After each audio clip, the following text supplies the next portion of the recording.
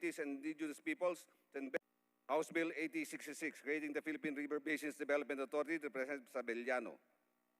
Committee on Government Enterprises and Privatization. Resolution, Sub-Solution 1376, commending Rabia O. Mateo, Representative Baronda. To the Committee on Rules. House Resolution 1378, direct the House Committee on Indigenous Cultural Communities and Indigenous Peoples to investigate the planned removal of Anti-Chico Dam Heroes Monument. Representatives Brosas, Sarat, and several others. Committee on Rules. House Resolution 1379, direct the Committee on Energy to inquire into the present status and of issues concerning the Malampaya Deepwater Gas-to-Power Project. Representative Romualdo. Committee on Rules. House Resolution 1380, urging the House Committee on Higher and Technical Education to advocate the training of more Filipino scientists. Representative Nograles 1. Committee on Higher and Technical Education. Communications, letters from several provincial governors relative to the Bayanihan grant to cities and municipalities. Committee on Appropriations. Letter dated October 14 of Francisco Manuel Pacoy R. Ortega III, Provincial Governor La Union, on families under the Local Government Support Fund. Committee on Appropriations. Letters and email from provincial governors submitting to the House their reports on fund utilization. Committee on Appropriations. Letter dated October 22 of Evelyn Esmarañon, State Auditor, COA Regional Satellite Office, on certain water districts. Committee on Appropriations. Majority Leader.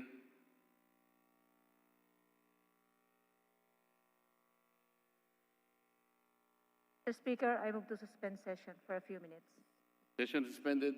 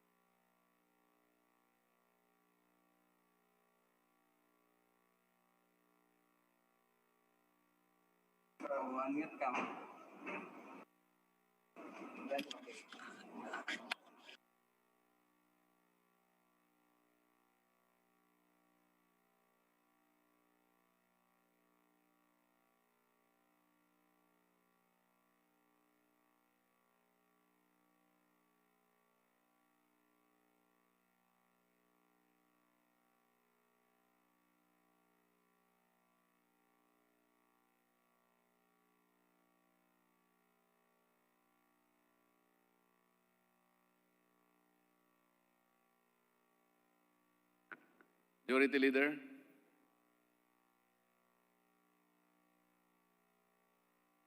I move that we resume session, Mr. Chair. Session resumed. Majority Leader. I move for additional reference of business and direct the Secretary General to please read the titles of the bills, resolutions, communications, and committee reports. There being no objection, the motion is approved. Secretary General against directed to read titles of the bills and other communications. Additional communications, letter dated October 23 of Jeremy S. Marquez, OIC Executive Director, Construction Industry Authority of the Philippines, status and implementation of the audit of reservations recommendations for CY 2019. The Committee on Appropriations. 2019 Annual Report of the OST NCR. Committee on Science and Technology. 2019 Annual Audit Report on certain state universities and colleges. Committee on Appropriations. Committee reports, report number 608 on House Bill number 8065. The Committee on Rules. Report number 609, House Resolution 1384. Committee on Rules. Majority Leader. Mr. Speaker, under the calendar of unfinished business, I move that we resume consideration of House Bill number 7836 contained in Committee Report number 553.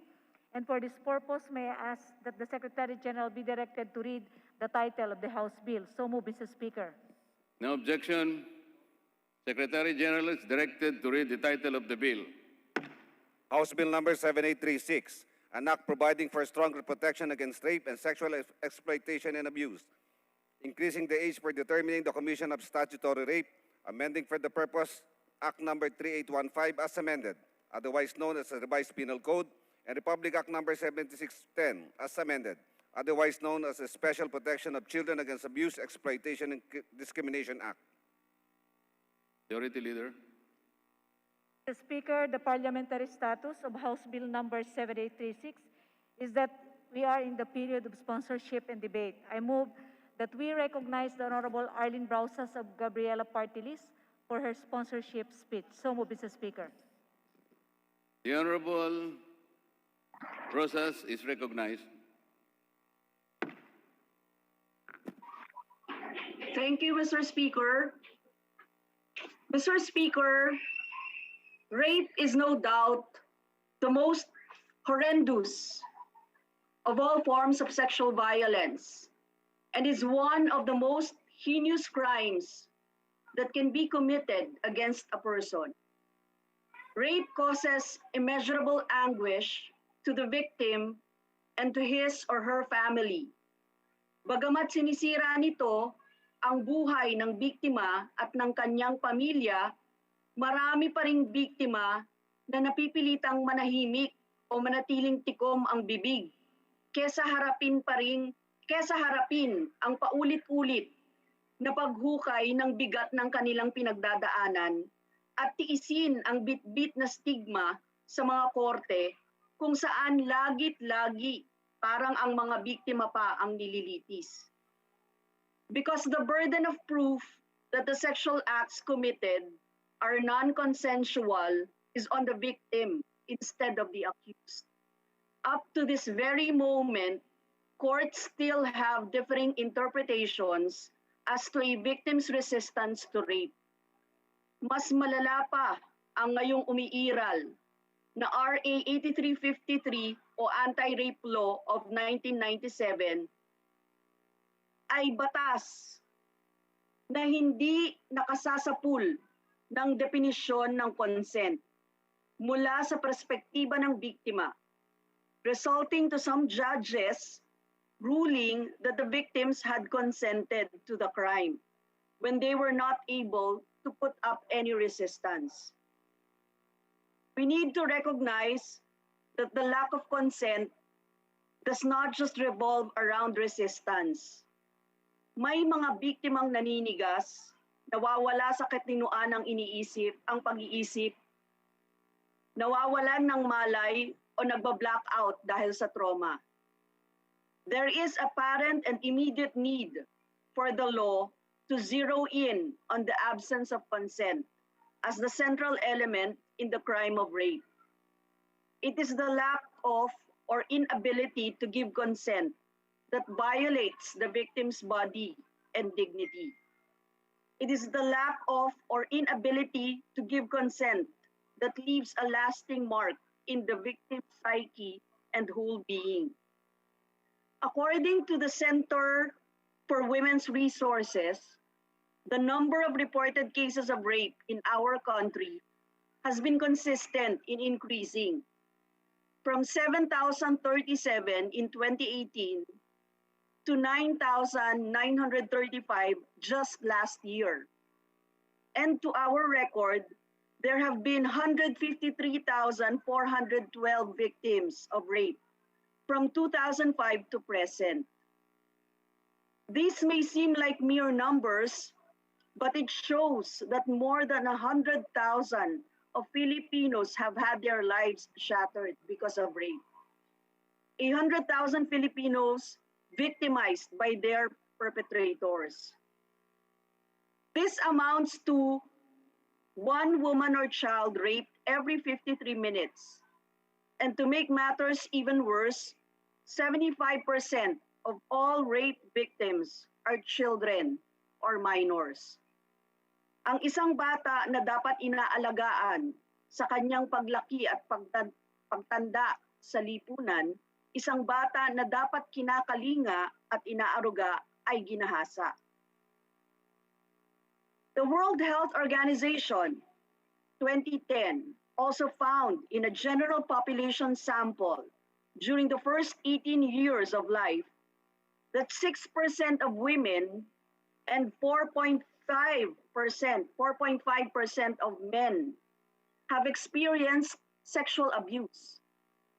In a study of hospital case files of child victims of sexual abuse, the average age of victims was approximately 10 years of age and were almost 100% female.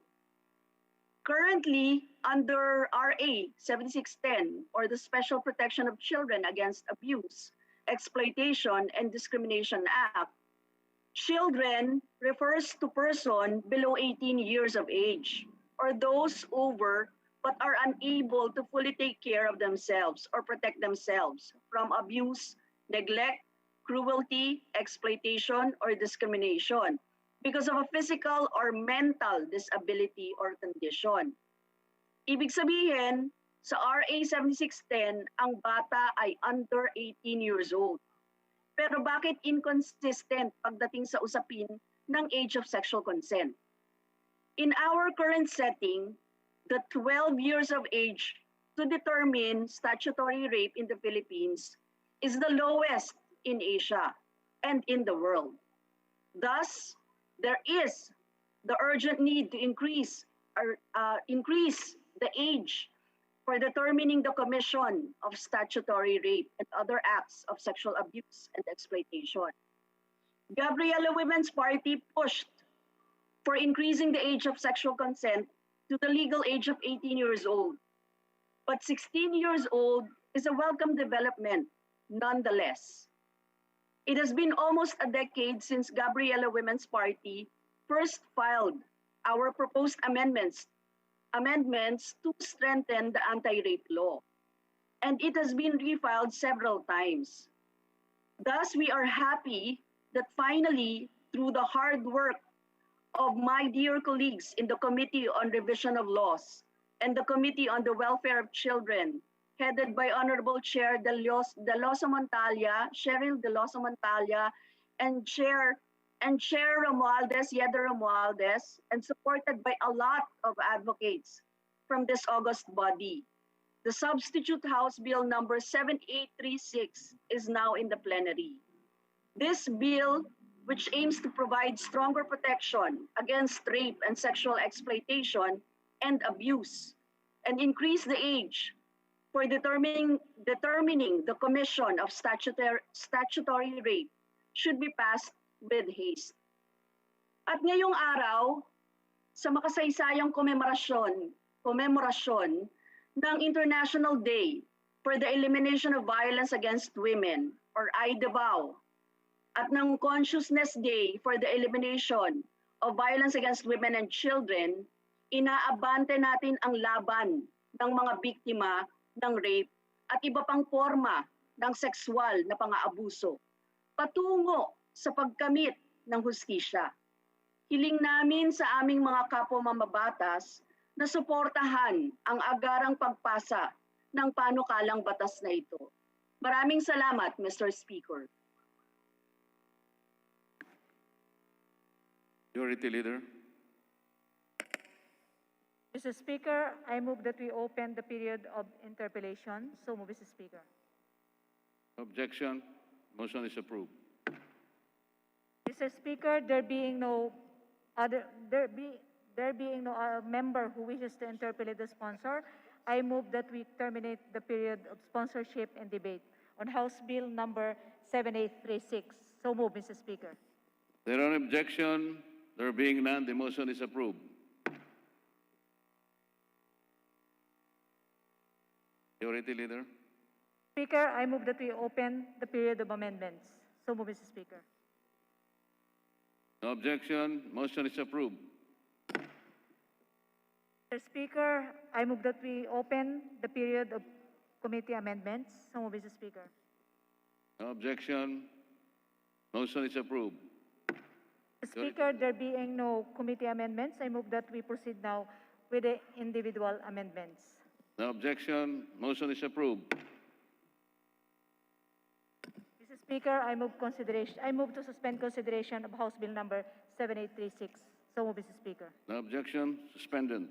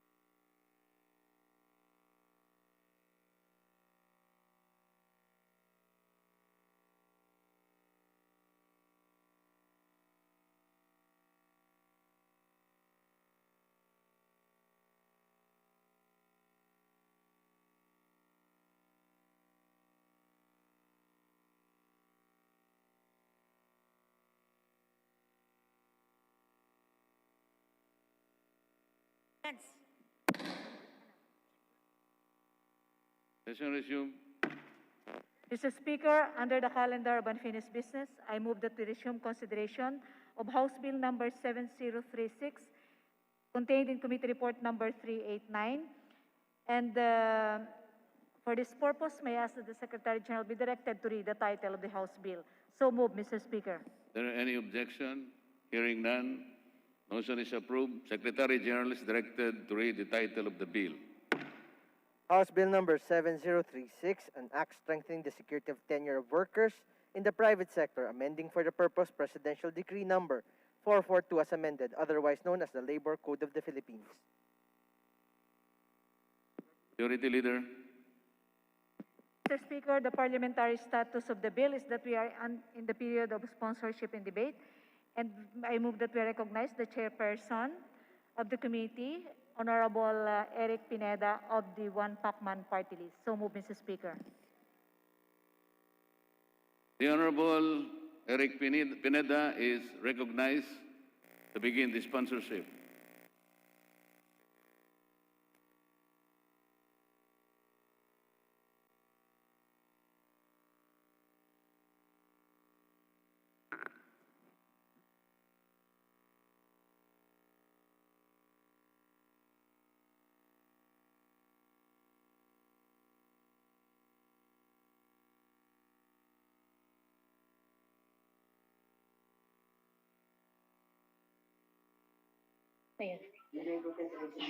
Mr. Speaker, please be advised that this is just a continuation of the hearing yesterday.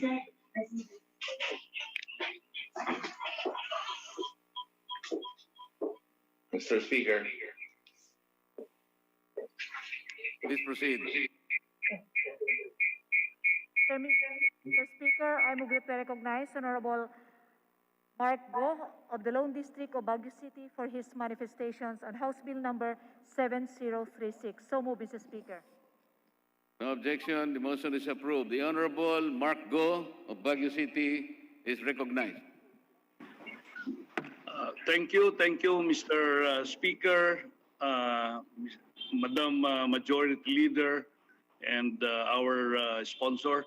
Will the honorable sponsor of the bill agree to answer some of my clarificatory questions and also accept my manifestation after my clarificatory questions are answered, Mr. Speaker?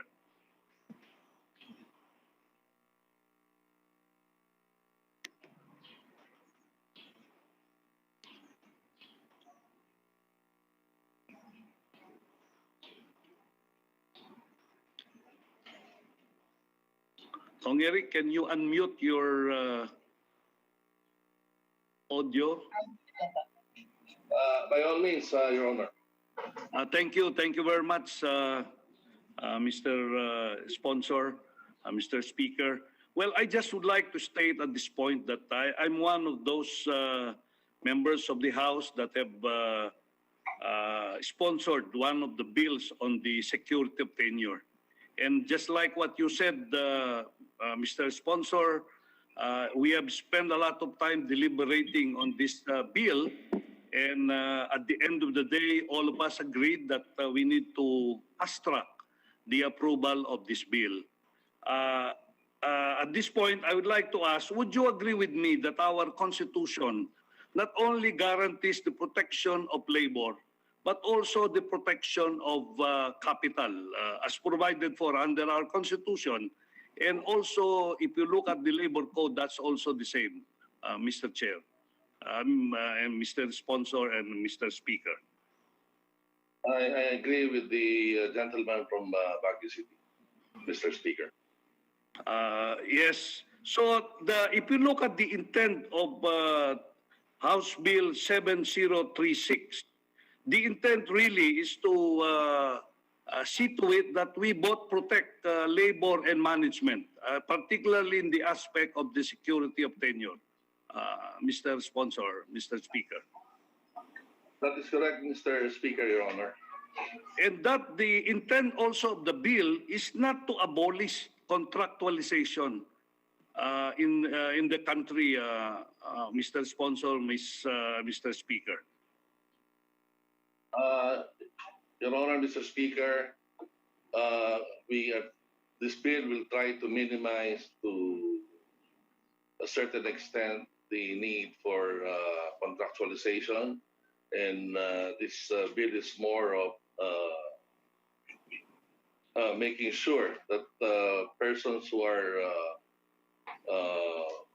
working in positions that are part of the core business will be regularized, Mr. Speaker, Your Honor. Yes, Mr. Sponsor. The intent is not to totally abolish contractualization, but to see to it that when people engage in contractualization, it will be more of job-only contracting and not labor-only contracting, Mr. Sponsor, Mr. Speaker. That is correct, Mr. Speaker, Your Honor. Having said that, if you look at the provision, particularly of Section 3 of the bill, amending Article 106, you have actually strengthened the position of labor with regards to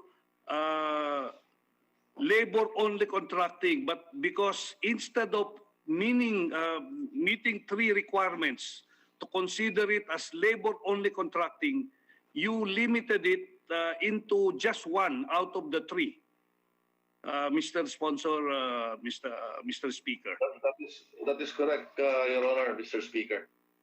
Having said that, Mr. Sponsor, I would surmise and I would like to believe that this is going to be beneficial favorably also to our employees. And I think we should appreciate the effort of the committee in ensuring that we provide this particular provision in this House Bill 7036, Mr. Sponsor, Mr. Speaker.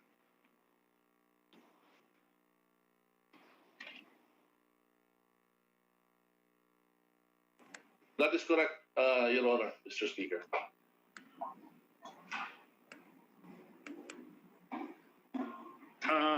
Mr. Sponsor, Mr. Speaker, with the answers of my chairman of the Committee on Labor and Employment, I wish to commend the authors of this substitute bill, the Committee on Labor and Employment, my fellow committee members, and the good chairperson for the extensive and thorough work on this measure. I believe that our commitment to upholding the rights and welfare of Philippine workers is sufficiently reflected in this document. During the last Congress, we were able to pass a similar legislation, which, however, was vetoed by the President. I am confident that this version of the bill fully addresses the concerns raised by the President in his veto message, and we are hopeful that this measure would eventually earn final approval of the President. The issue on security security of tenure has long been contentious, and any measure that seeks to address it will remain contentious unless it is accepted as fair for all. That being said, what constitutes as fair would admit different interpretations depending on who's talking. Essentially, strip off of the controversies, our legal basis is what is provided for in the Constitution. The Constitution mandates that the state has to guarantee or guarantees the bundle of rights enumerated in Article 13, expressly including security of tenure. Likewise, it recognizes the rights of enterprises to reasonable returns to investment and to expansion as well as growth. So the only standard as to the fairness of this measure is how it would be fair against these rights guaranteed by our Constitution. And so I would like to state at this point that I believe that this measure is indeed fair for all. Having said that, I would like to manifest my full support to the passage of House Bill 7036, and I would like to thank our Speaker and our sponsor for all the efforts that they have done in the passage of this particular bill. Thank you very much at magandang hapon po sa inyo lahat. Majority Leader.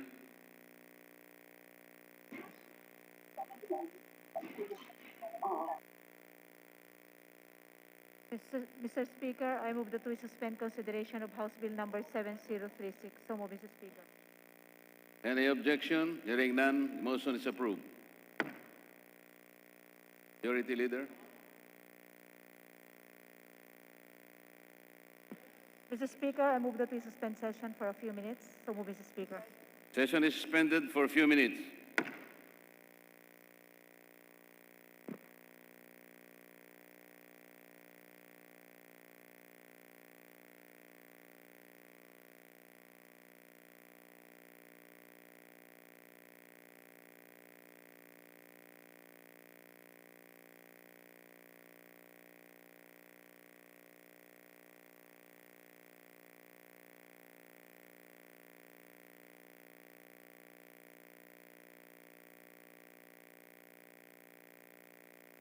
Session resumed.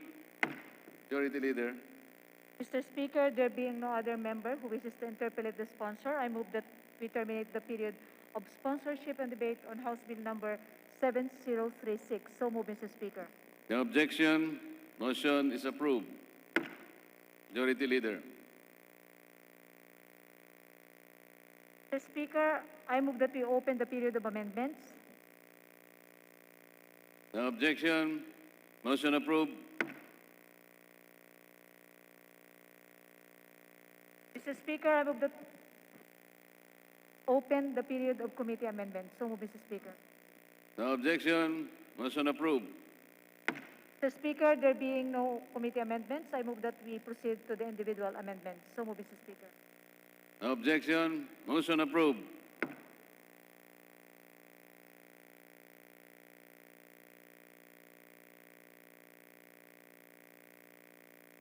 Mr. Speaker, there being no individual amendments, I move that we approve on second reading House Bill number 7036. So move, Mr. Speaker.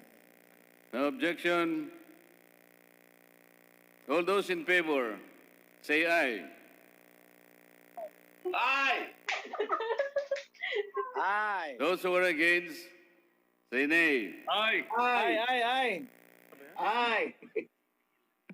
Mr. Chair, The ayes have it. Mr. Speaker, What is the pleasure of the gentleman? thank you, Mr. Speaker. Mr. Speaker, with the Motion is suspended.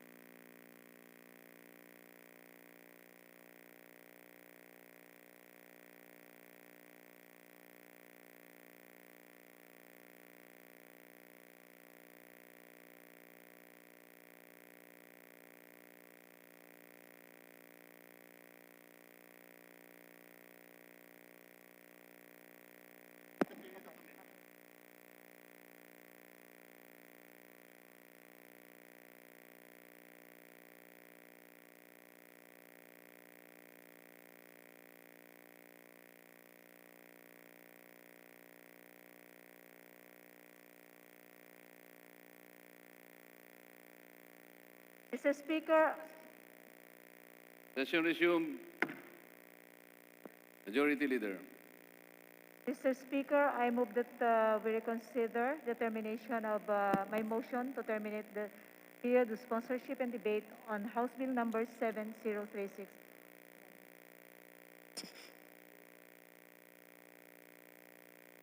Any objection? Mr. Speaker, I stand corrected. I move that we reconsider the termination and closure of the period of individual amendments. So move, Mr. Speaker. No objection. Motion to reconsider is approved. Majority Leader. Speaker, I move that we recognize the Honorable Mike Defensor of Quezon City of Anak Kalusugan Party List for his individual amendment. So move, Mr. Speaker. The honorable gentleman from Anak Kalusugan is recognized. thank you, Mr. Speaker. Thank you, Majority Floor Leader. Thank you so much. Maraming salamat, Honorable Bondoc, for that reconsideration. May, I know, Mr. Speaker, if the sponsor is present and can entertain amendment to the proposed bill.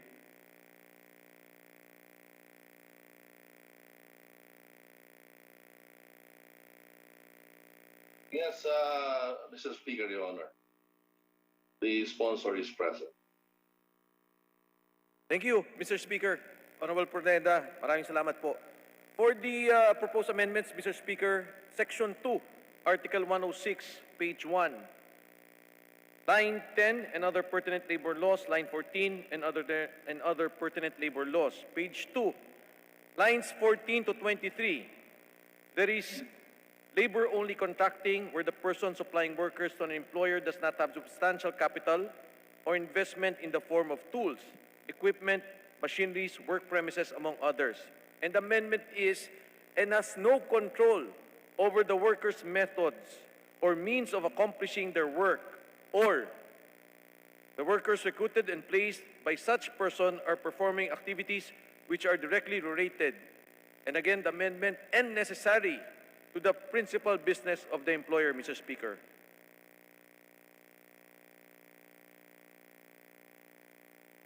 What does the sponsor say?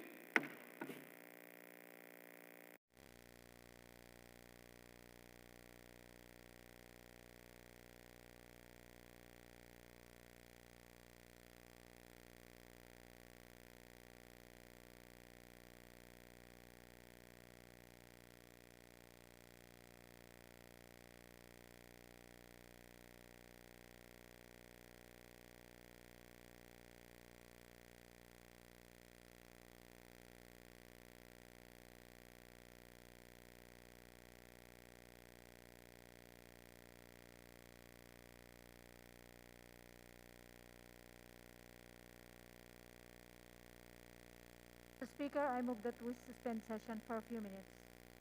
Session suspended.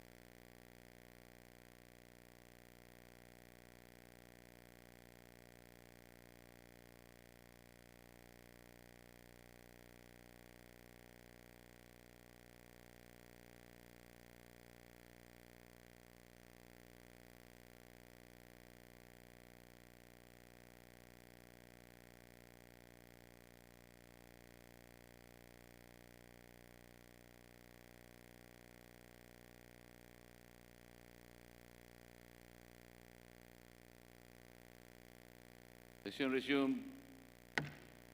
Majority Leader. Mr. Speaker, the Honorable Mike Defensor of Anak Kalusugan Party List has the floor. The Anak Kalusugan representative is recognized. Thank you, Mr. Speaker. Thank you, Majority Floor Leader. With the indulgence of the Honorable Sponsor, Mr. Speaker, the Honorable Aglipay, and the Honorable Pineda, I would just like to read the amendments for the record with the request that this be taken up during the BICAM for consideration, Mr. Speaker. Proceed. Thank you, Mr. Speaker. Again, Section 4, Article 294, page 4, line 9. The amendment was withheld up to the time of actual reinstatement. In such cases, the employer shall have the option of actual reinstatement or reinstatement to the payrolls. Line 19, employee contributions shall be deducted from his back wages. In such cases, payment by the employer shall relieve him from further criminal and administrative liability. Section 5, Article 295, pages line to 15 to 23. This paragraph should be deleted entirely as it is difficult for most employers to maintain a pool of workers for temporary, seasonal, or project employees. So, Mr. Speaker, if not possible, we suggest the following wordings. For reliever, project, and seasonal employment, workers are called to work from time to time and temporarily laid off during the completion of the engagement or project, or during off-season but are in the work pool on leave with or without pay status in between engagements.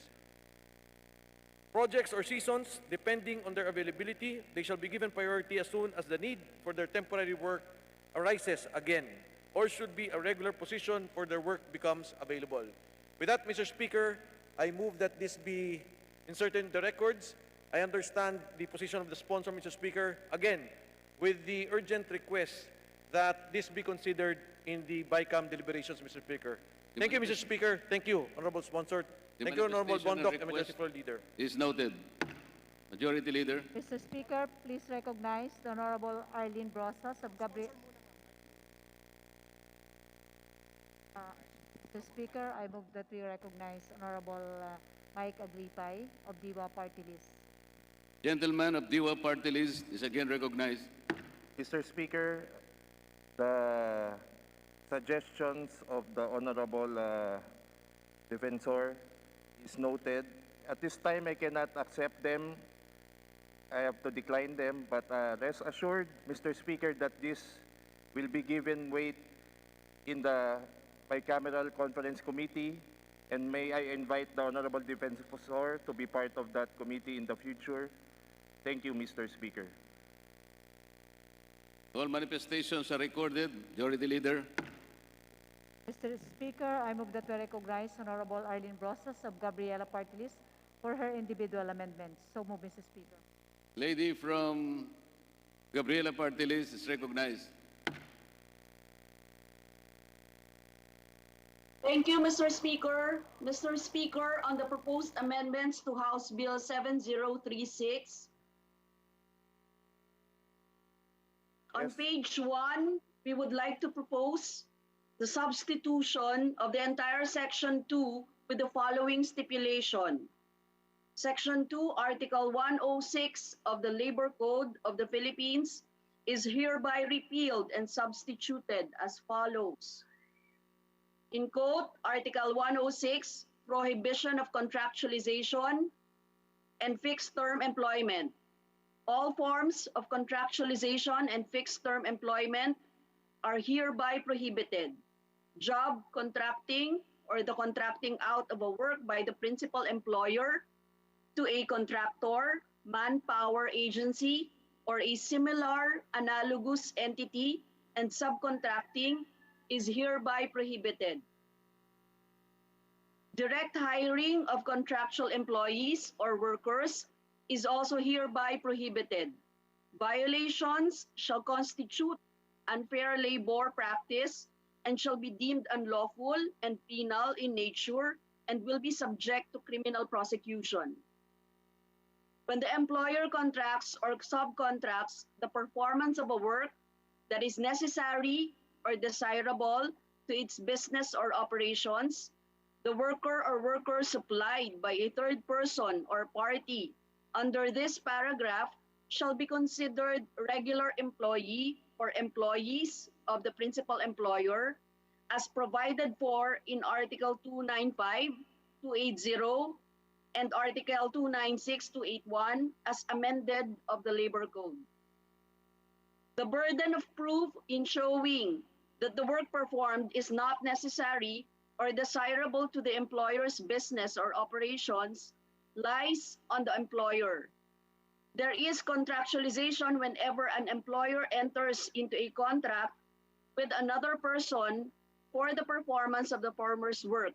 This includes working arrangements whereby A principal agrees to contract out or farm out with a contractor, subcontractor, manpower agency, workers cooperative, or a similar or analogous entity the performance or completion of a specific job, work, or service within a definite or predetermined period, regardless of whether such job, work, or service is to be performed or completed within or outside the premises of the principal, or B, a person, partnership, association, or corporation which, not being a principal, contracts with a contractor, subcontractor, manpower agency, workers cooperative, or any other similar or analogous entity for the performance of any work, task, job, or project. That's the first, Mr. Speaker. What does the sponsor or the author say in regard to those proposed amendments? Mr. Speaker, Madam, our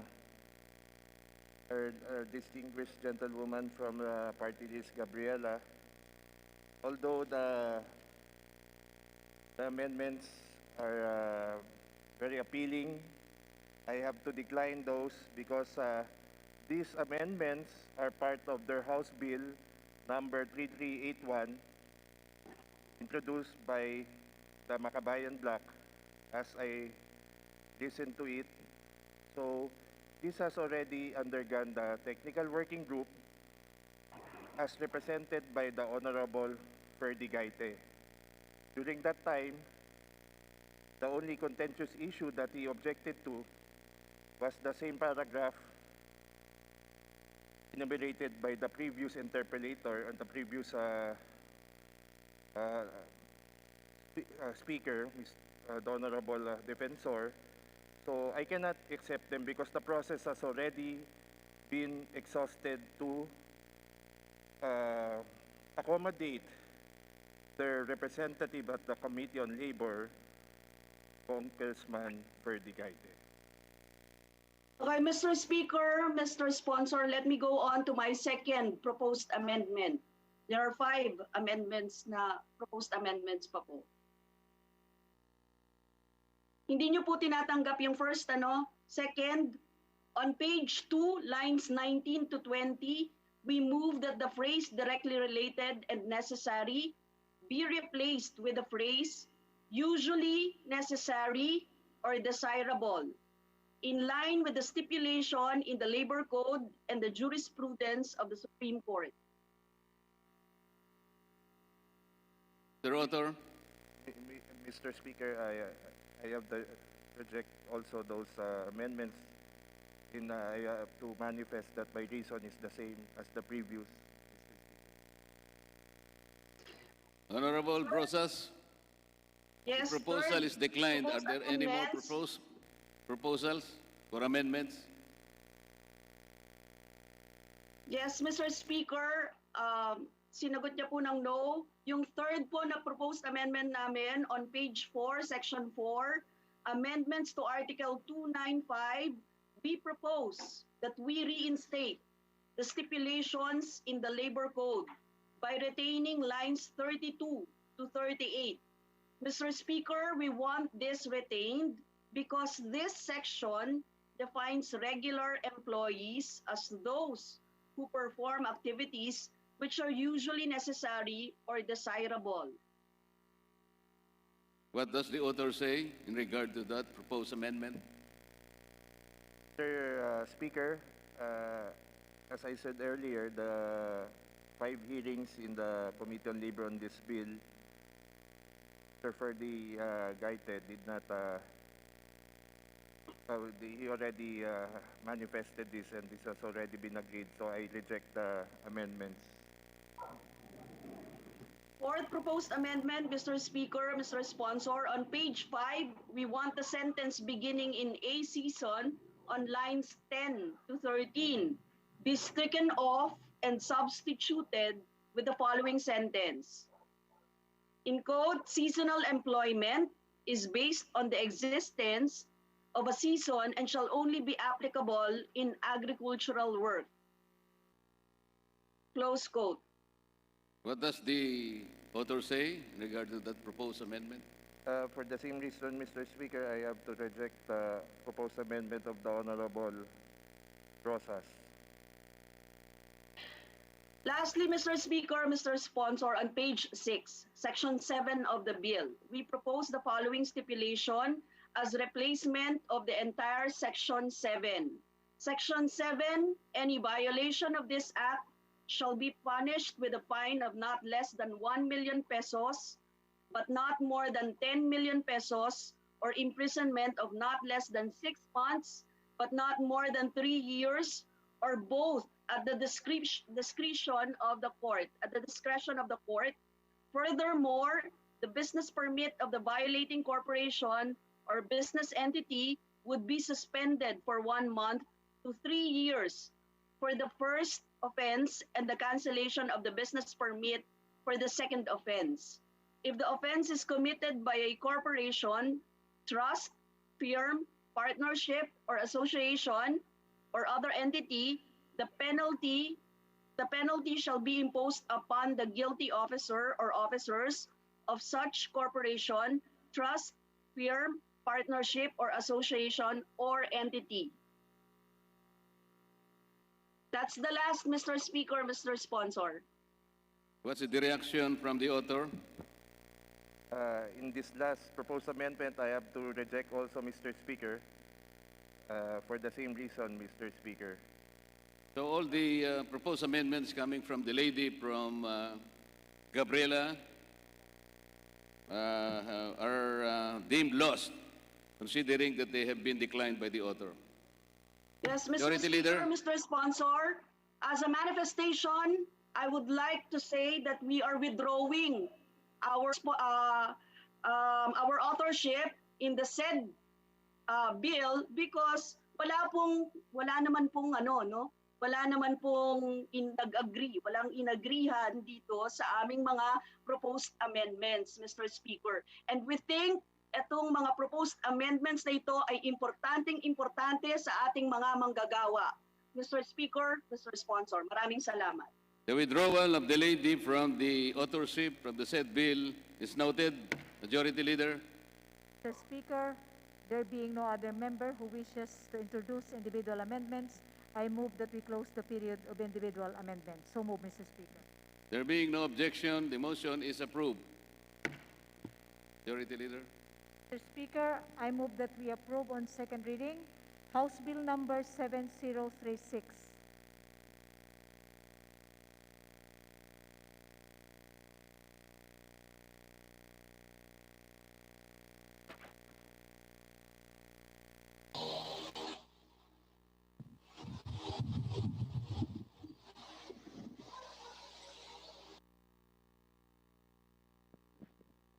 All those in favor of House Bill 736, please say aye. Aye. Those who are against, please say nay. The ayes have it.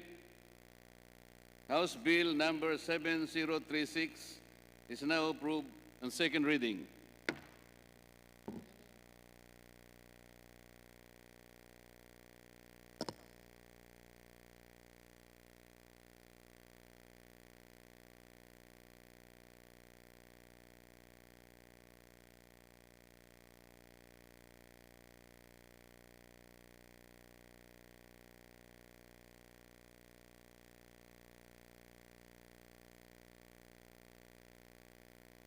Majority Leader.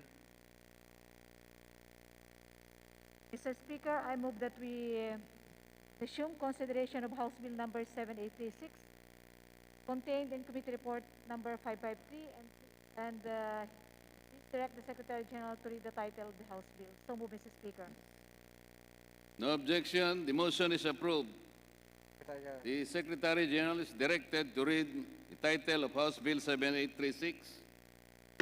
House Bill 7836, an act providing for stronger protection against rape and sexual exploitation and abuse, increasing the age for determining the commission of statutory rape, amending for the purpose Republic Act Number 3815 as amended, otherwise known as the Revised Penal Code, and Republic Act Number 7610 as amended, otherwise known as the Special Protection of Children Against Abuse, Exploitation, and Discrimination Act. Majority Leader. Mr. Speaker, the parliamentary status of House Bill number 7836 is that we are in the period of individual amendments.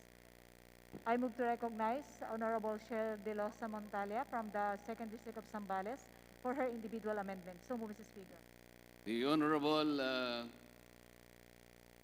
Deloso Montales is hereby recognized. Mr. Speaker, it's Honorable Ong Law Fortune who will give his individual amendments. Mr. Majority Leader. Speaker,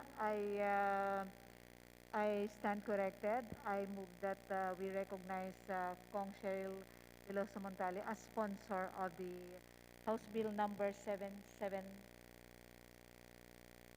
The Honorable 7836. Representative from 2nd District of Zambales, Honorable Deloso Montalia is recognized for her sponsorship. Mr. Speaker, I move that we recognize Honorable Lawrence Fortune from the 1st District of Abagusan del Norte for his individual amendment. So move, Mr. Speaker.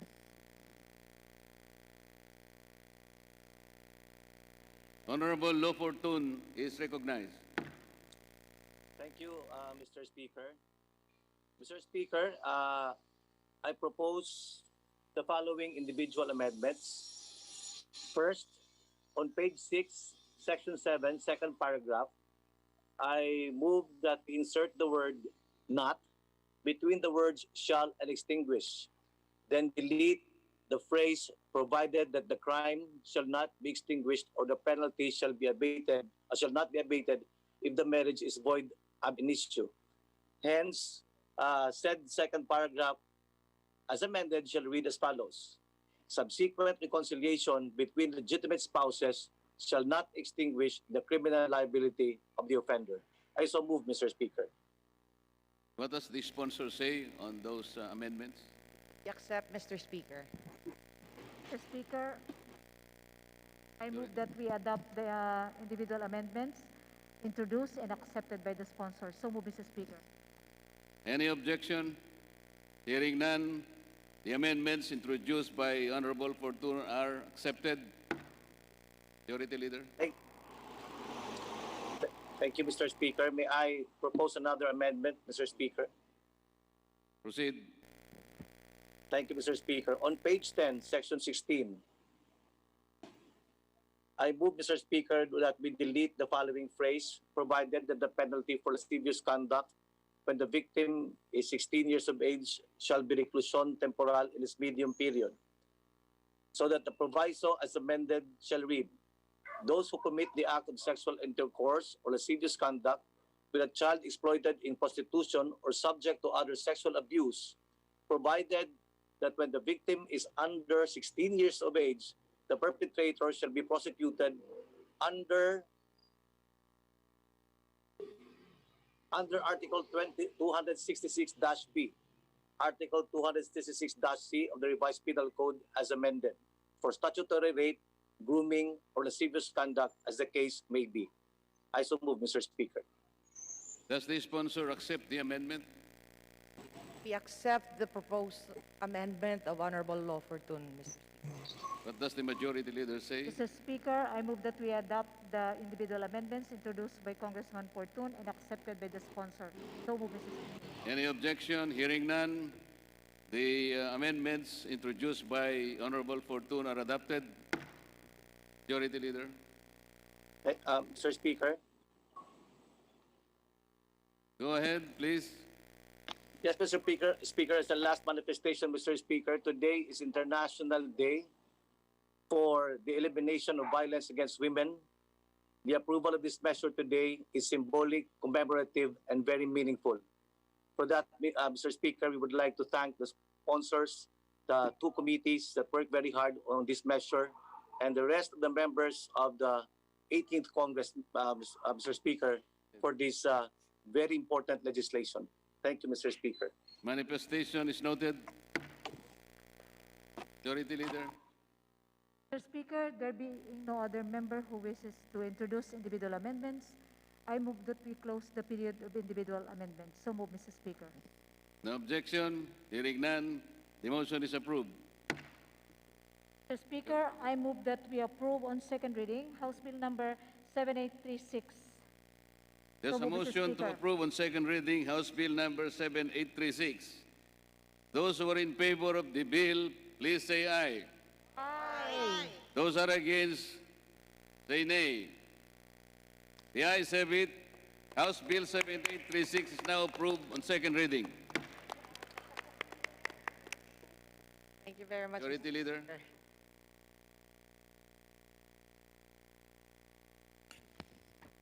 Mr. Speaker, I move for the consideration on third reading of House Bills number 5328, 5363, 5364, 5367, 7769, pursuant to the rules of the House. For this purpose, may I request that the Secretary General be directed to read the title of the bills and thereafter to call the roll for nominal voting. So move, Mr. Speaker. Are there objections? Chair hears none. The motion is approved. Secretary General is hereby directed to read the titles so mentioned and after that call the roll for nominal voting. House Bill number 5328, an act establishing a national high school in Barangay Saralogoy, Municipality of Malita, Province of Davao Occidental, to be known as Tamayang Tribal National High School and appropriating funds therefore. House Bill number 5363, an act separating the Lawa National High School, Nueva Villa Extension in Barangay Lawa, Municipality of Don Marcelino, Province of Davao Occidental, from Lawa National High School, converting it into an independent national high school to be known as the Corona A. Cabanilla National High School and appropriating funds therefore. House Bill number 5364, an act separating the Don Marcelino National High School, Dalupan Extension in Barangay Dalupan, Municipality of Don Marcelino, Province of Davao Occidental, from the Don Marcelino National High School, converting it into a independent national high school to be known as Ernesto Balindan Sumbo National High School and appropriating funds therefore. House Bill number 5367, an act separating the Basianwan National High School, Malagsom Extension in Barangay Buhangin, Municipality of Malita, Province of Davao Occidental, from the Basiawan National High School, converting it into an independent national high school to be known as the Buhangin National High School and appropriating funds therefore. House Bill number 7769, an act changing the name of San Manuel High School in Barangay San Manuel City of San Jose del Monte, Province of Bulacan, to San Manuel High School. Roll call of members in consideration of House Bill number 5328, 5363, 5364, 5367, and 7769.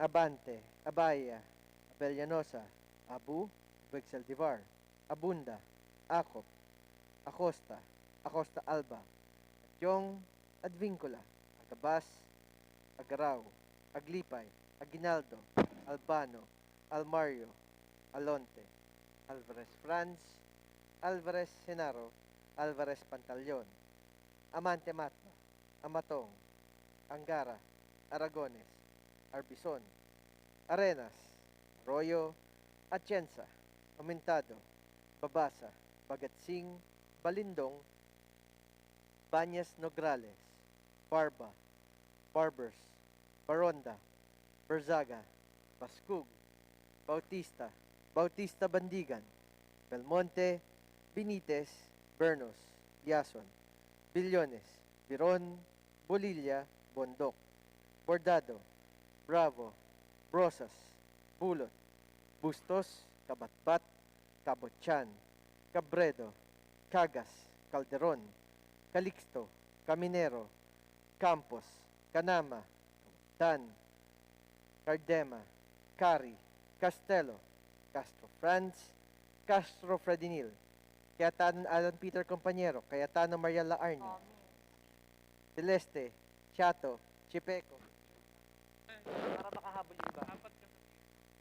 Tungalaw, Ko Angelica, Ko Elizaldi, Kuwangko, Bolyantes, Crisologo, Kuwa, Quaresma, Cueva, Culyamat, Dagook, Dalipe, Dalog, Daza, De Jesus, De Venecia, Defensor Lawrence, Defensor Michael, De Los Santos, De Los Montalia, Demaporo Abdullah, Demaporo Muhammad Khalid, Duavit, Duhali, Duterte, D. Faustino Ino, D. Faustino Michael III, D. Ian Paul, Ebcas, Ecleo, Elago, Enverga, Erice, Erigel, Ermita Buhayin, Escudero, Espina, Espino, Estrella, Fariñas Ria, Fariñas Rudy Cesar, Fernandez, Fernando, Per Juliet, Per Luis, Flores, Fortun, Fortuno, Frasco, Fuente Bella, Gaite, Garbin, Garcia Jose Enrique, Garcia Pablo Jan, Garcia Vincent, Garin Janet, Garin Sharon, Gasataya, Gatchalian, Gato, Heron, Go Ed, Go Mark, Gonzaga, Gonzales, Aurelio Dong, Gonzales, Neptali, Gonzales Sandro, Goroseta, Kiko, Gullas, Guya, Jaresco, Hataman, Hernandez, Herrera D, Hofer, Halusos, Javier, Jimenez, Ko Elisa, Ko Wilton, Kong Hun, Labad Labad, Lacson, Lacson Noel, Lagman, Lagon, Lara, Lazatin, Liachon, Legarda, Lim, Lim Kai Chong, Lopez, Loyola, Losotan, Makapagal Arroyo, Maceda, Madrona, Malapitan, Mangawang, Magunda Dato, Marcoleta, Mariano Hernandez, Marino Marquez, Martinez, Matba, Matugas, Mendoza, 5367 and 7769 are now approved on third and final reading. Majority Leader. Mr. Speaker, I move for the consideration on third reading of House Bill number 6444, 7736, 7737. For this purpose, may I request that the Secretary General be directed to read the titles of the bills and thereafter to call the roll for nominal voting. So move, Mr. Speaker. No objections? Hearing none, the motion is approved and the Secretary General is hereby directed to read the titles of the bills so mentioned and thereafter call the roll for nominal voting. House Bill 6444, an act declaring Trujillo's White Beach located in the municipality of Trujillos, province of Marinduque, an ecotourism site and appropriating funds therefor. House Bill number 7736, an act declaring the municipality of Santo Domingo, Santa Catalina, Bantay, San Ildefonso, San Vicente, Sinayat, Cabugao, San Juan, Magsingal, and Kawayan, all in the province of Ilocos Sur as tourism destinations, providing for their development and appropriating funds therefor. House Bill number 7737, an act declaring the municipality of Liliu, the province of Laguna, as the Chinelas capital of the Philippines. Roll call of members. In consideration of the House Bill numbers 6444, 7736, and 7737. Abante, Abaya, Abellanosa, Abu, Abueg Zaldivar, Abunda, Acop, Acosta, Acosta Alba, Adjong, Advincula, Agabas, Agaraw, Aglipay, Aguinaldo, Albano, Almario, Alonte, Alvarez Franz, Alvarez Sinaro, Alvarez Pantaleon, Amante Matba, Amatong, Angara, Aragones, Arbison, Arenas, Arroyo, Atienza, Aumentado, Babasa, Bagatsing, Balindong, Banyas Nograles, Barba, Barbers, Baronda, Bersaga, Bascug, Bautista, Bautista Bandigan, Belmonte, Benitez, Bernos, Biason, Billones, Biron, Bulilla, Bondok, Bordado, Bravo, Brosas, Bulot, Bustos, Kabatbat, Cabochan, Cabredo, Cagas, Calderon, Calixto, Caminero, Campos, Canama, Kawagdan, Cardema, Cari, Castelo, Franz Castro Fredinil, Cayetano Alan Peter Compañero, Cayetano Maria Laarni, Celeste, Chato, Chipeco, Chungalao, Co Angelica, Co Elizalde, Cuanco, Colyantes, Crisologo, Cua, Quaresma, Cueva, Colyamat, Dagook, Dalipe, Dalog, Dasa, De Jesus, De Venecia, Defensor Lawrence, Defensor Michael, De Los Santos, De Los Montalya, Demaporo Abdullah, Demaporo Muhammad Khalid, Duavit, Duhali, Duterte, Di Faustino Ino, Di Faustino Michael III, D. Ian Paul, Ebcas, Ecleo, Elago, Enverga, Erice, Erigel, Ermita Buhain, Escudero, Espina, Espino, Estrella, Fariñas Ria, Fariñas Rudy Caesar, Fernandez, Fernando, Fer Juliet, Fer Luis, Flores, Fortuno, Frasco, Fuentebella, Gaite, Garbin, Garcia, Jose Enrique, Garcia, Pablo Jan, Garcia, Vincent, Garin Janet, Garin Sharon, Gasataya, Gatchalian, Gato, Heron, Go, Edgo, Mark, Gonzaga, Gonzales, Aurelio Dong, Gonzales, Neptali, Gonzales, Sandro, Guruseta, Gico, Gullas, Guya, Haresco, Hataman, Hernandez, Herrera D. Hofer, Alusos, Javier Jimenez, Co. Elisa, Co. Wilton, Konghun, Labad, Lacson, Noel, Lagman, Lagon, Lara, Lasatino, Liachon, Legarda, Limlim, Kaichong, Lopez, Loyola, Losotan, Macapagal Arroyo, Maceda, Madrona, Malapitan, Mangawang, Magundadato, Marcoleta, Mariana Hernandez, Marino Marquez Martinez, Matba, Matugas, Mendoza, Mercado, Momo, Natividad, Naganyo, Nava, Nieto, Noel, Nograles, Jericho, Nograles, Juan Fidel, Nolasco, Nunez, Malanyaon, Waminal, Olivares, Jose, Roni, Ordanes, Ortega, Uwana, Dizon, Pacquiao, Alberto, Pacquiao, Rogelio, Padjernos, Paduano, Palma, Pancho, Panotes, Peña, Pichay, Pimentel, Pineda, Plaza, Puno, Kimbo, Radasa, Ramirez, Sato, Rimulya, Revilla, Reyes, Rivera, Robes, Rodriguez, Roman, Romero, Romualdez, Ferdinand, Romualdez, Yeda Marie, Romualdo, Romulo, Roque, Sakdalan, Sagarbarias, Sakaluran, Salceda, Salimbangon, Salo, Sanchez, Sancopan, Santos Recto, Sarmento, Saulug, Savillano, Xiao Silverio, Singson, Mihan, Suat, Swansing Estrelita, Swansing Horacio, Suarez, Aleta, Suarez David, Suntay, Si Alvarado, Taduran, Talyado, Tambunting, Tan Alisa, Tan Angelina, Tan Shamir, Tan Shari, Tan Sherny, Tejada, Teves Arnulfo, Teves Jose, Tiangco, Tolentino, Torres Gomez, Tulfo, Tupas Tutor, Di Alan P. Diego, Umali Alfonso, Umali Maria Victoria, Unabia, Ungab, Uy Juliet, Uy Rolando, Valeriano, Valmayor, Vargas Alfonso, Velasco, Veloso, Vergara, Villafuerte, Villanueva, Brother Eddie, Villanueva Noel, Villar, Villaras, Suarez, Villarica, Violago, Yap Eric, Yap Victor, Yu, Zamora Ronaldo, Zamora Waycorat, Zarate, Zubiri. Second call for House Bill number 6444, 7736, and 7737. Abante, Abaya, Abellanosa, Abunda, Acosta Alba, Alvarez Pantaleon, Amatong, Aragones, Bañez Nograles, Baronda, Bernos, Biron, Bulot, Kawagdan, Cardema, Cari, Castro Fredinil, Chungalao, Co Angelica, Cua, Cueva, Dalipe, Desus, De Venecia, De Los Santos, Demaporo, Abdullah, Duavit, Duhali, Fernandez, Fernando, Garin Sharon, Gato, Go, Ed, Gonzaga, Guya, Haresco, Hataman, Halusos, Co Wilton, Konghun, Diachon, Mangawang, Marino, Martinez, Mendoza, Mercado, Nava, Nograles, Juan Fidel, Nolasco, Nunez, Malanyaon, Jose, Ordanes, Pacquiao, Alberto, Padjernos, Pichay, Pineda, Reyes, Roman, Romero, Sagarberia, Sarmento, Saulug, Silverio, Singson, Sinsuat, Suarez, Aleta, Sila Alvarado, Talyado, Tanshamir, Tanshari, Tejada, Teves Jose, Tiangco, Torres Gomez, Tutor, Alan Unabia, Uy Juliet, Veloso, Villafuerte, Villar, Villaras Suarez, Villarica, Yap Victor.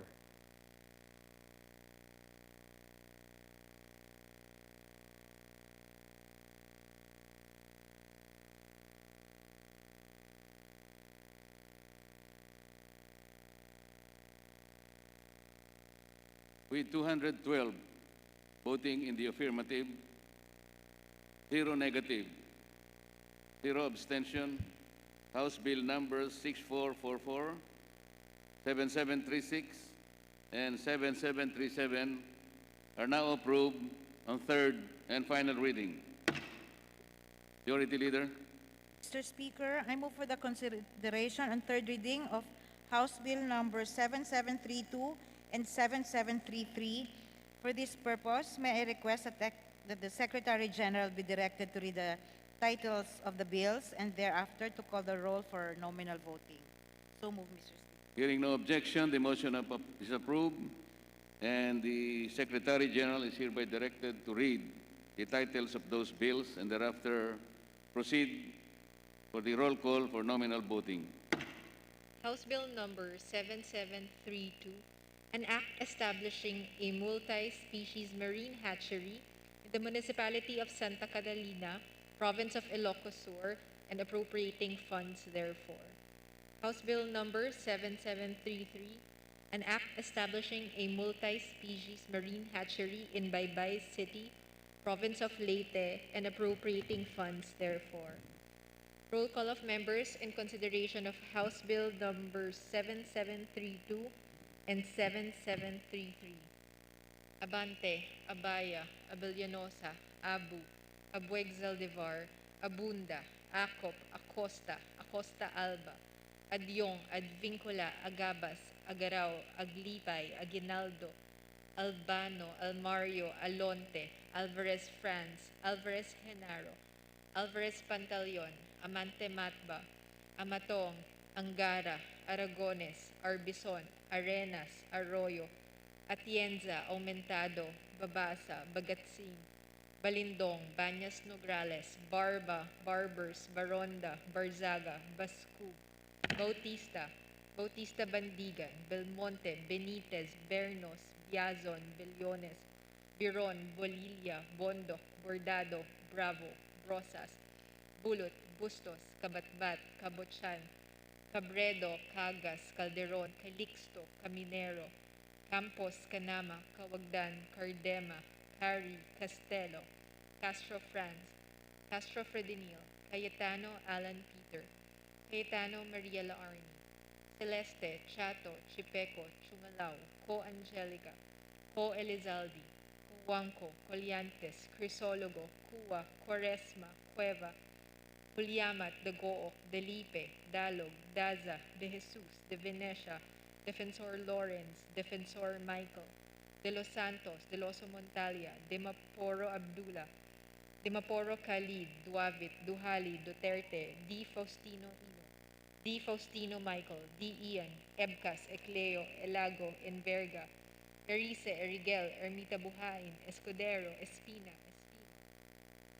Estrella, Farinas Ria, Farinas Rudy Cesar, Fernandez, Fernando, Ferrer Juliet, Ferrer Luis, Flores, Fortun, Fortuno, Frasco, Pentebella, Gaite, Garbin, Garcia Jose Enrique, Garcia Pablo John, Garcia Vincent, Garin Janet, Garin Sharon, Gasataya, Gatchalian, Gato, Heron, Go Ed, Go Mark, Gonzaga, Gonzales Aurelio, Gonzales Neptali, Gonzales Sandro, Guriseta, Guico, Gulias, Guya, Haresco, Hataman, Hernandez, Herrera D, Hofer, Halosos, Javier, Jimenez, Co Eliza, Co Wilton, Conjun, Labad-Labad, Lacson, Lacson Noel, Lagman, Lagon, Lara, Lezatin, Liachon, Legarda, Lim Kaichong, Lopez, Loyola, Lusotan, Macapagal Arroyo, Maceda, Madrona, Malapitan, Mangawang, Mangudadatu, Marcoleta, Mariano Hernandez, Marino, Marquez, Martinez, Matba, Natugas Mendoza, Mercado, Momo, Natividad Nagaño,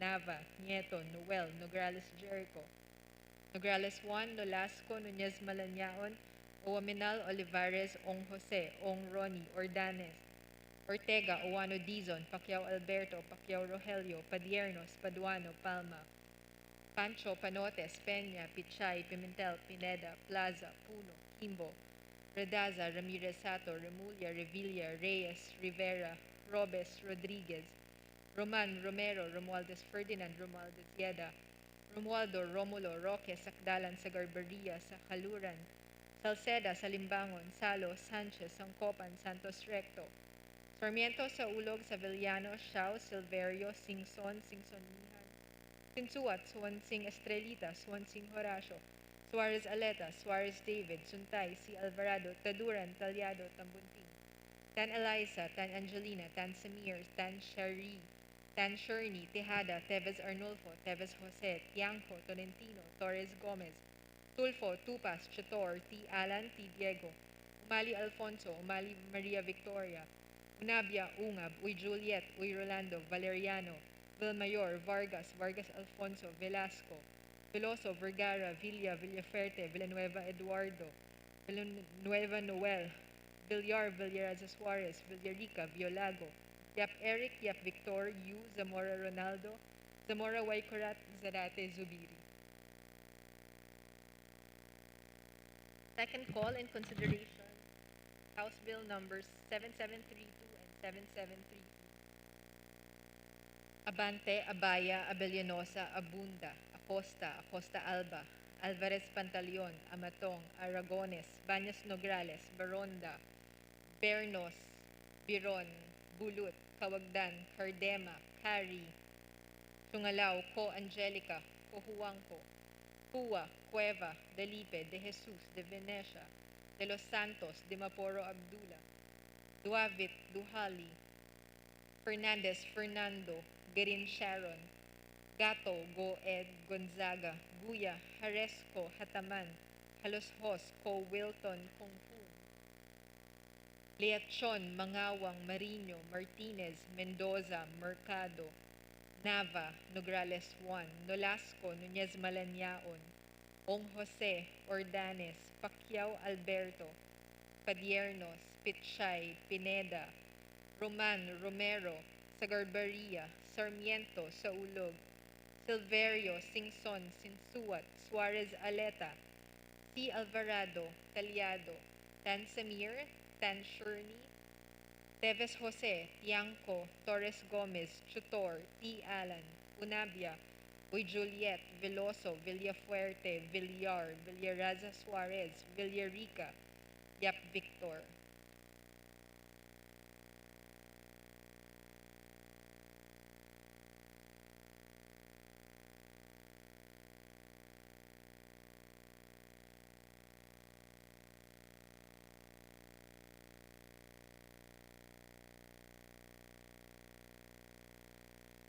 With 215 affirmative votes, 0 negative, 0 abstention, House Bill numbers 7732 and 7733 are now approved on third and final reading. Majority Leader. Mr. Speaker, I move for the consideration on third reading, House Bill number 7770. And for this purpose, may I request that the Secretary General be directed to read the title of the bill and thereafter to call the roll for nominal voting. So moved, Mr. Speaker.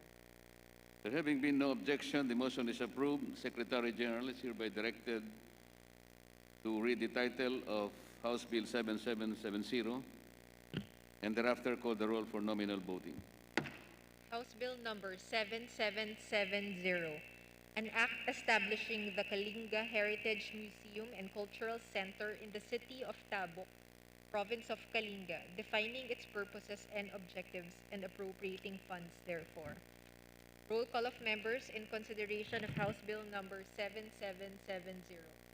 Abante, Abaya, Abellanosa, Abu, Abuegzaldevar, Abunda, Acop, Acosta, Acosta Alba, Adyong, Advincula, Agabas, Agaraw, Aglipay, Aguinaldo, Albano, Almario, Alonte, Alvarez Franz, Alvarez Genaro, Alvarez Pantaleon, Amante Matba, Amatong, Angara, Aragones, Arbison, Arenas, Arroyo, Atienza, Aumentado, Babasa, Bagatsing, Balindong, Baños Nograles, Barba, Barbers, Baronda, Barzaga, Bascug, Bautista, Bautista Bandigan, Belmonte, Benitez, Bernos, Biazon, Billones, Biron, Bolilla, Bondok, Bordado, Bravo, Rosas, Bulot, Bustos, Kabatbat, Kabotsan, Cabredo, Cagas, Calderon, Calixto, Caminero, Campos, Canama, Kawagdan, Cardema, Cari, Castelo, Castro Franz, Castro Fredemil, Cayetano Alan Peter, Cayetano Maria Laarni, Celeste, Chato, Chipeco, Chungalao, Co Angelica, Co Elizalde, Coanco, Colliantes, Crisologo, Cua, Quaresma, Cueva, Colyamat, Dagook, Delipe, Dalog, Daza, De Jesus, De Venecia, Defensor Lawrence, Defensor Michael, De Los Santos, De Loso Montalia, Dimaporo Abdullah, Dimaporo Khalid, Duavit, Duhali, Duterte, D. Faustino Ino, D. Faustino Michael, D. Ian, Ebcas, Ecleo, Elago, Enverga, Erice, Erigel, Ermita Buhain, Escudero, Espina, Espino, Estrella, Fariñas Ria, Fariñas Rudy Cesar, Fernandez, Fernando, Ferrer Juliet, Ferrer Luis, Flores, Fortun, Frasco, Fuentebella, Gaite, Gerbin, Garcia Jose Enrique, Garcia Pablo John, Garcia Vincent, Garin Janet, Garin Sharon, Gasataya, Gatchalian, Gato, Heron, Go Ed, Go Mark, Gonzaga, Gonzales Aurelio, Gonzales Neptali, Gonzales Sandro, Goriseta, Guico, Gullias, Guya, Haresco, Hataman, Hernandez, Herrera D, Hofer, Haloshos, Javier, Jimenez, Ko Eliza, Ko Wilton, Konghun, Labad-Labad, Lacson, Lacson Noel, Lagman, Lagon, Lara, Lazatin, Leachon, Legarda, Lim Kaichong, Lopez, Loyola, Lusotan, Macapagal Arroyo, Maceda, Madrona, Malapitan, Mangawang, Mangudadatu, Marcoleta, Mariano Hernandez, Marino, Marquez, Martinez, Matba, Matugas, Mendoza, Mercado, Momo, Natividad Nagaño, Nava, Nieto, Noel, Nograles Jericho, Nograles Juan, Nolasco, Nunez Malaniaon, Wominal, Olivares, Ong Jose, Ong Ronnie, Ordanes, Ortega, Owano Dizon, Pacquiao Alberto, Pacquiao Rogelio, Padiernos, Paduano, Palma, Pancho Panotes, Peña, Pichay, Pimentel, Pineda, Plaza, Puno, Kimbo, Radaza, Ramirez Sato, Remulla, Revilla, Reyes, Rivera, Robes, Rodriguez, Roman, Romero, Romualdez Ferdinand, Romualdez Yeda, Romualdo, Romulo, Roque, Sacdalan, Sagarbaria, Sacaluran, Salceda, Salimbangon, Salo, Sanchez, Sangcopan, Santos Recto, Sarmiento, Saulog, Sevillano, Shao, Silverio, Singson, Singson Nihan, Sinsuat, Swansing Estrelita, Swansing Horacio, Suarez Aleta, Suarez David, Suntay, C. Alvarado, Taduran, Talyado, Tambunting, Tan Eliza, Tan Angelina, Tan Samir, Tan Shari, Tan Sherney, Tejada, Teves Arnulfo, Teves Jose, Pianco, Tolentino, Torres Gomez, Tulfo, Tupas, Chutor, T. Alan, T. Diego, Umali Alfonso, Umali Maria Victoria, Unabia, Ungab, Uy Juliet, Uy Rolando, Valeriano, Valmayor, Vargas, Vargas Alfonso, Velasco, Veloso, Vergara, Villa, Villafuerte, Villanueva Eduardo, Villanueva Noel, Villar, Villaraza Suarez, Villarica, Violago, Yap Eric, Yap Victor, Yu, Zamora Ronaldo, Zamora Waikurat, Zarate Zubiri. Second call. Members, in consideration of House Bill number 7770, Abante, Abaya, Abellanosa, Abunda, Acosta, Acosta Alba, Alvarez Pantaleon, Amatong, Angara, Aragones, Bañas Nograles, Baronda, Bernos, Biron, Bulut, Cawagdan, Cardema, Cari, Castro Fredinil, Chungalao, Co Angelica, Cua, Cueva, Delipe, De Jesus, De Venecia, De Los Santos, Dimaporo Abdullah, Duavit, Duhali, Fernandez, Fernando, Garin Sharon, Gato, Goed, Gonzaga, Guya, Haresco, Hataman, Haloshos, Ko Wilton, Konghun, Leachon, Mangawang, Marino, Martinez, Mendoza, Mercado, Nava, Nograles 1, Nolasco, Nunez Malaniaon, Ong Jose, Ordanes, Pacquiao Alberto, Padiernos, Pichay, Pineda, Reyes, Roman, Romero, Sagarbaria, Sarmiento, Saulog, Silverio, Singson, Sinsuat, Suarez Aleta, C. Alvarado, Talyado, Tan Samir, Tan Sherney, Teves Jose, Torres Gomez, Chutor, T. Alan, Unabia, Uy Juliet, Veloso, Villafuerte, Villar, Villaraza Suarez, Villarica, Yap Victor.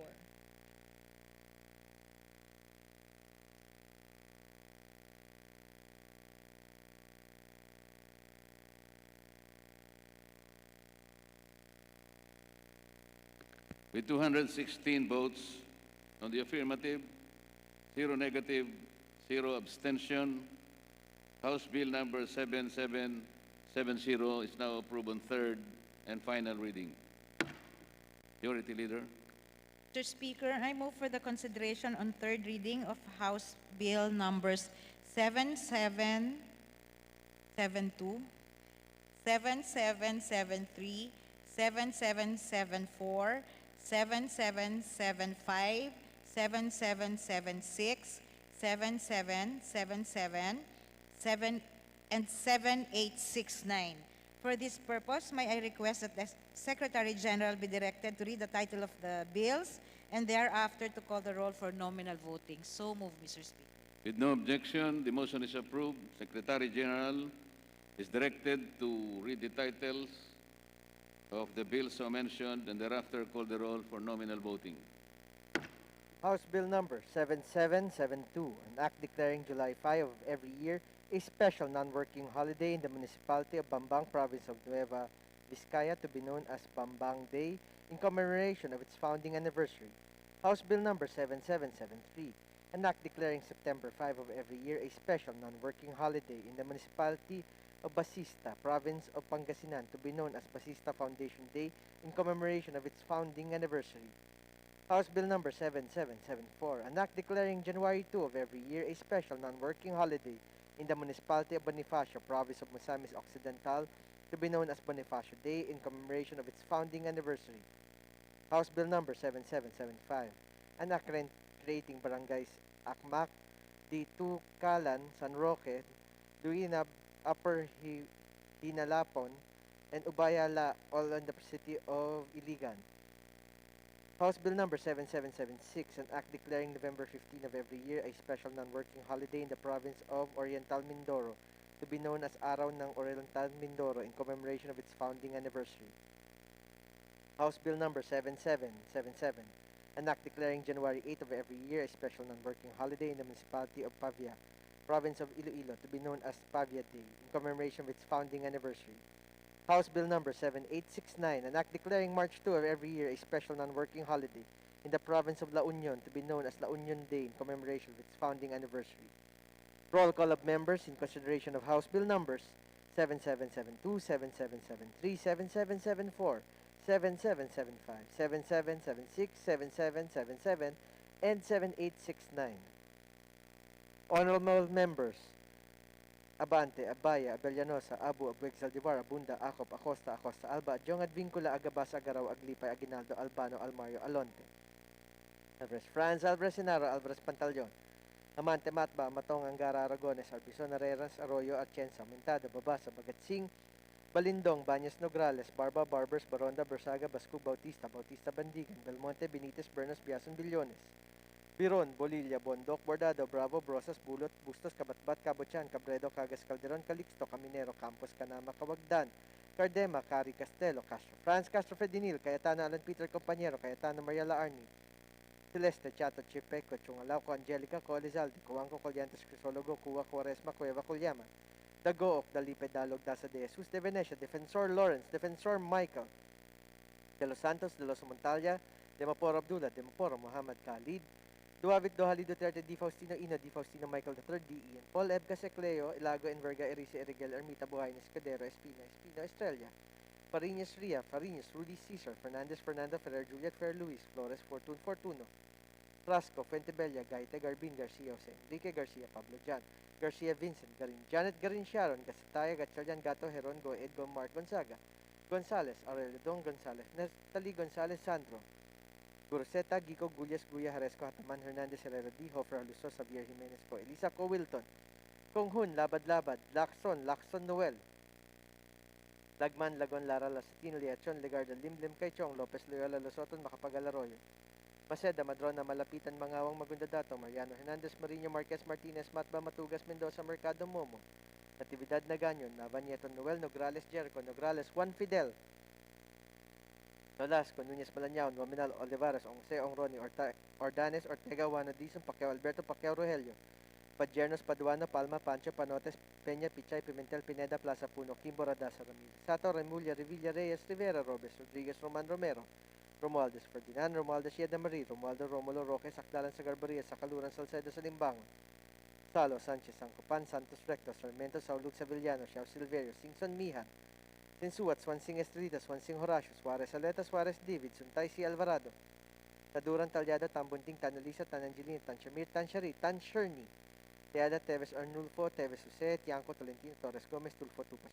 Torti, Alan T. Diego, Umali Alfonso, Umali Maria Victoria, Nabia, Ungab, Uy Juliet, Uy Rolando, Valeriano, Valmayor, Vargas, Vargas Alfonso, Velasco, Veloso, Vergara, Villa, Villafuerte, Villanueva, Brother Eddie, Villanueva, Noel, Villar, Villaras Suarez, Villarica, Violago, Yap, Eric, Yap, Victor, Yu, Zamora, Ronaldo, Zamora, Waikorat, Zarate, Zubiri.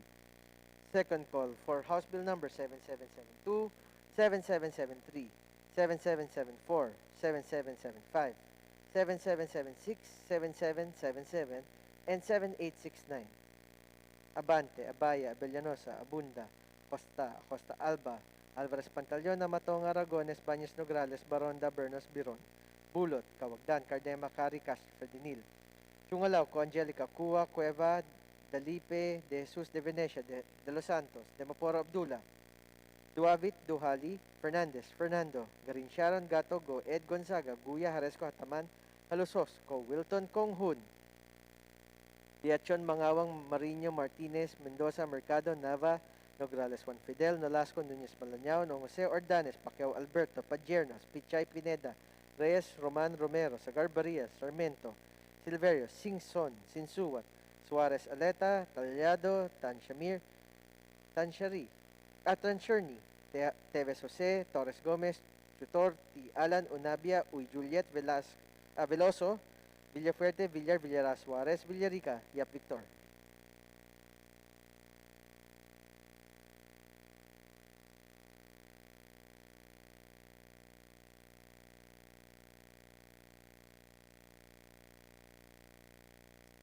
With 217 votes in the affirmative, 0 negative, and 0 abstention, House Bill numbers 7772, 7773, 7774, 7775, 7776, 7777, and 7869 are all approved on third and final reading.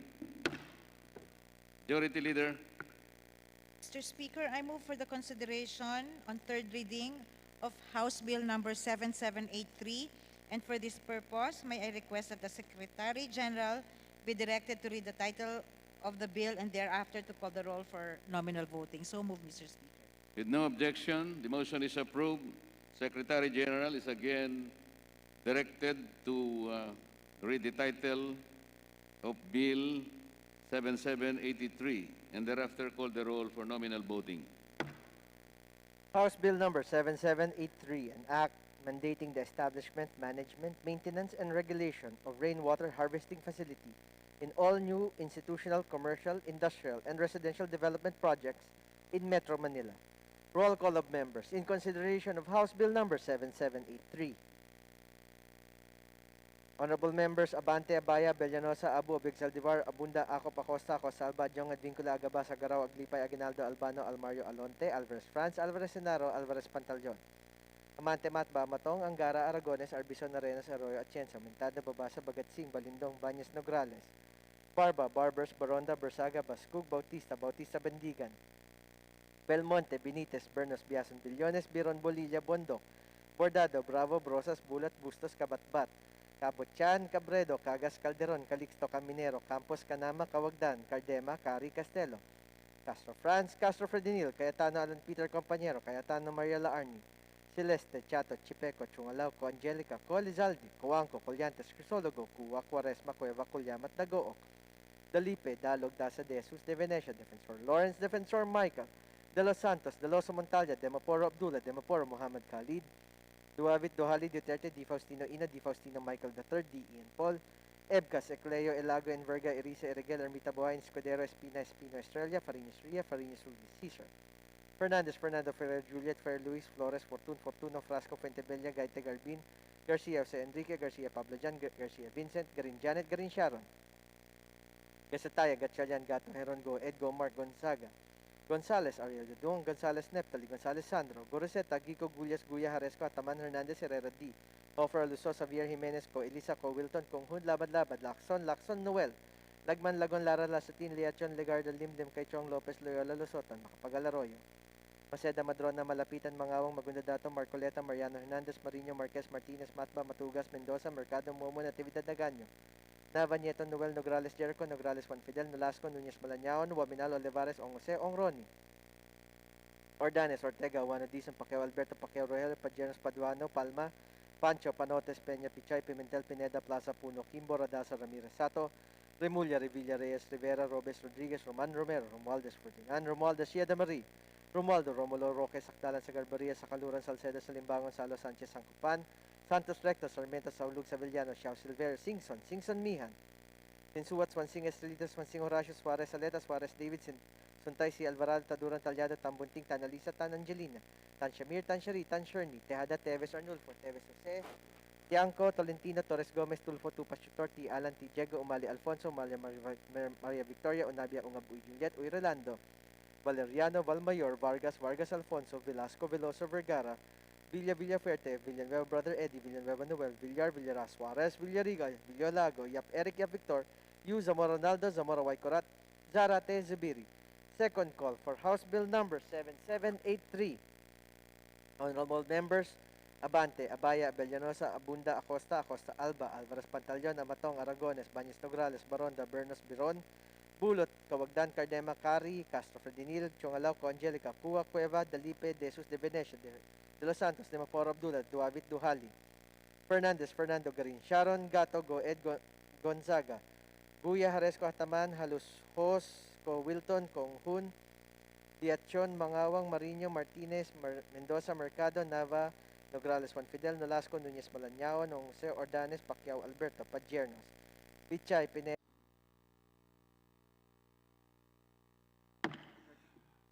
Majority Floor Leader.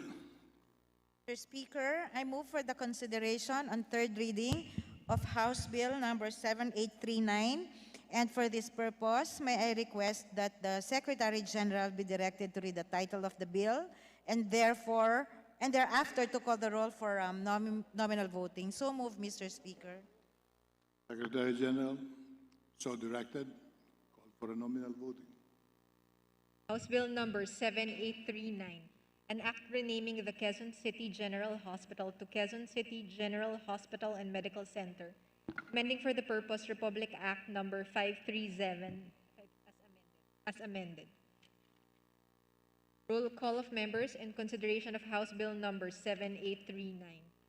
Abante, Abaya, Bellenosa, Abu, Abuexel Devar, Abunda, Acop, Acosta, Acosta Alba, Adyong, Advincola, Agabas, Agaraw, Aglipay, Aguinaldo, Albano, Almario, Alonte, Alvarez Franz, Alvarez Genaro, Alvarez Pantaleon, Amante Matba, Amatong, Angara, Aragones, Arbison, Arenas, Arroyo, Atienza, Aumentado, Babasa, Bagatsing, Balendong, Baños Nograles, Barba, Barbers, Baronda, Barzaga, Bascug, Bautista, Bautista Bandigan, Belmonte, Benitez, Bernos, Piazon, Bellones, Biron, Bolilla, Bondok, Bordado, Bravo, Brosas, Bulut, Bustos, Kabatbat, Cabochan, Cabredo, Cagas, Calderon, Calixto, Caminero, Campos, Canama, Cawagdan, Cardema, Cari, Castelo, Castro Franz, Castro Fedinil, Cayetano Alan Peter, Cayetano Maria Laarni, Celeste, Chato, Chipeco, Chungalao, Co Angelica, Co Elizaldi, Coanco, Coliantes, Crisologo, Cua Quaresma, Cueva, Colyamat, Dagoc, Dalipe, Dalog, Daza, De Jesus, De Venecia, Defensor Lawrence, Defensor Michael, De Los Santos, De Los Montalia, De Maporo Abdullah, De Maporo Khalid, Duavit, Duhali,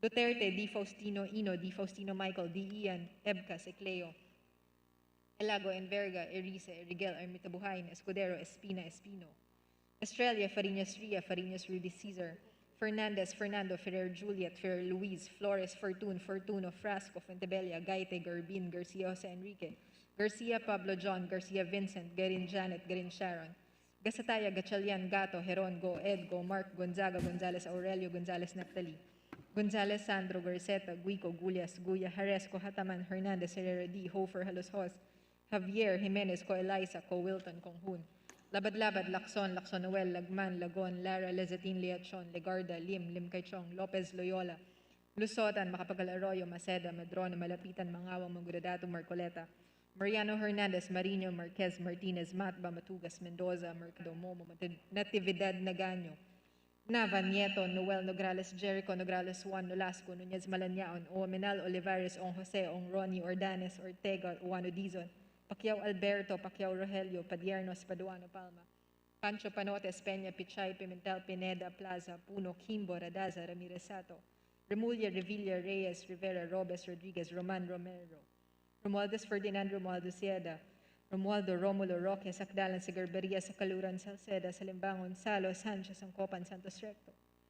Sarmiento sa Ulog, Savellano, Xiao, Silverio, Singson, Singson Mihan, Sinsuat, Swansing Estrelita, Swansing Horacio, Suarez Aleta, Suarez David, Suntay, C. Alvarado, Taduran, Talyado, Tambunting, Tan Eliza, Tan Angelina, Tan Samir, Tan Shari, Tan Shirney, Tejada, Teves Arnulfo, Teves Jose, Tiangco, Tolentino, Torres Gomez, Tulfo, Tupas, Chutor, T. Alan, T. Diego, Umali Alfonso, Umali Maria Victoria, Unabia, Ungab, Uy Juliet, Uy Rolando, Valeriano, Valmayor, Vargas, Vargas Alfonso, Velasco, Veloso, Vergara, Villa, Villaferte, Villanueva Eduardo, Villanueva Noel, Villar, Villaraza Suarez, Villarica, Violago, Yap Eric, Yap Victor, Yu Zamora, Ronaldo, Zamora, Waikurat, Zarate, Zubiri.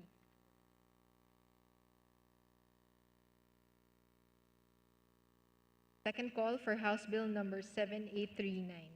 Abante, Abaya, Abellanosa, Abunda, Acosta, Acosta Alba, Alvarez Pantaleon, Amatong, Aragones, Baños Nograles, Baronda, Bernos, Biron, Bulut, Kawagdan, Cardema, Cari, Chungalauco, Angelica, Cuwa, Cueva, De Jesus, De Los Santos, De Mapora, Abdullah, Duavit, Duhali, Fernandez, Fernando, Garin Sharon, Gato, Go, Ed, Gonzaga, Guya, Haresco, Hataman, Halos Co, Wilton, Conjun, Leachon, Mangawang, Marino, Martinez, Mendoza, Mercado, Nava, Nograles, Juan, Nolasco, Nunez, Malanaon, Ong Jose, Ordanes, Pacquiao, Alberto, Padiernos, Pichay, Pineda, Reyes, Roman Romero, Sagarberia, Sarmiento, Silverio, Singson, Sinsuat, Suarez Aleta, Talyado, Tan Samir, Tan Shirney, Teves Jose, Torres Gomez, Chutor, T. Alan, Unabia, Uy Juliet, Veloso, Villaferte, Villar, Villarez, Suarez, Villarica, Yap Victor.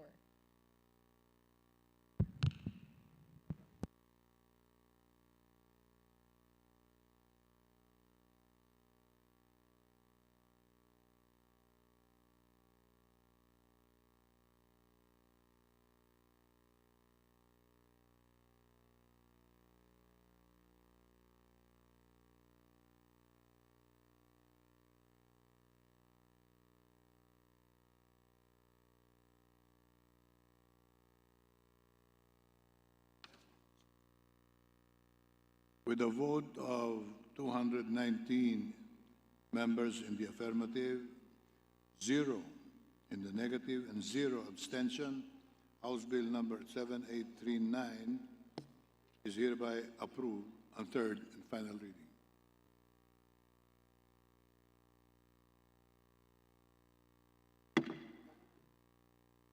Majority Leader, what's the pleasure of the body? Mr. Speaker, I move that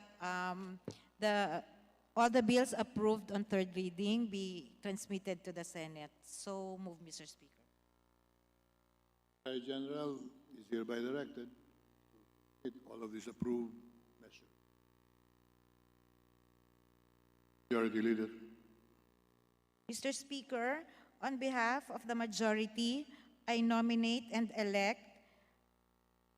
I move to nominate and elect Representative Michael Edgar Y. Aglipay as chairperson of the Committee on Good Government and Public Accountability, Vice Rep Kuya Jose Antonio R. C. Alvarado. So move. Any objection? There being none, motion is approved. Majority Leader. Mr. Speaker, on behalf of the majority, I nominate and elect as members of the Conference Committee on the Disagreeing Provisions of House Bill number 7727 or the Fiscal Year 2021 General Appropriations Bill. For the majority, as chairperson, Deputy Speaker Doisy Liachon. As vice chairperson, Deputy Speaker Michael L. Romero, PhD. As Vice Chairperson, Chairperson Eric Goyap of the Committee on Appropriations, Majority Leader Ferdinand Martin G. Romualdez, Deputy Majority Leader Juan Pablo Rimpi P. Bondoc, Representative Michael John R. Duavit, Deputy Majority Leader Bernadette B.H. Herrera D., Representative Eliandro Jesus F. Madrona, Representative Francisco Kiko Benitez, Representative Munir M. Arbison, Deputy Speaker Lauren Legarda, Assistant Majority Leader Christine Singson Mihan, Deputy Speaker Roberto V. Puno, Deputy Speaker Jose L. Atienza Jr., Representative Jose Santo Niño B. Bernos, Representative Joey Sarte Salceda, and Representative Wesley Gatchalian. For the minority, Minority Leader Joseph Stephen Caraps S. Paduano, and for the independent, Representative Edsel C. Lagman. So move, Mr. Speaker. Any objection? There being none, motion is approved. Majority Leader. Mr. Speaker, I move for the change of referral of House Bill number 4692, Developing and Promoting the Creative Industries of the Philippines, from the Committee on Trade and Industry to the Special Committee on Creative Industry and Performing Arts. So move, Mr. Speaker. Any objection? There being none, motion is approved. Majority Leader.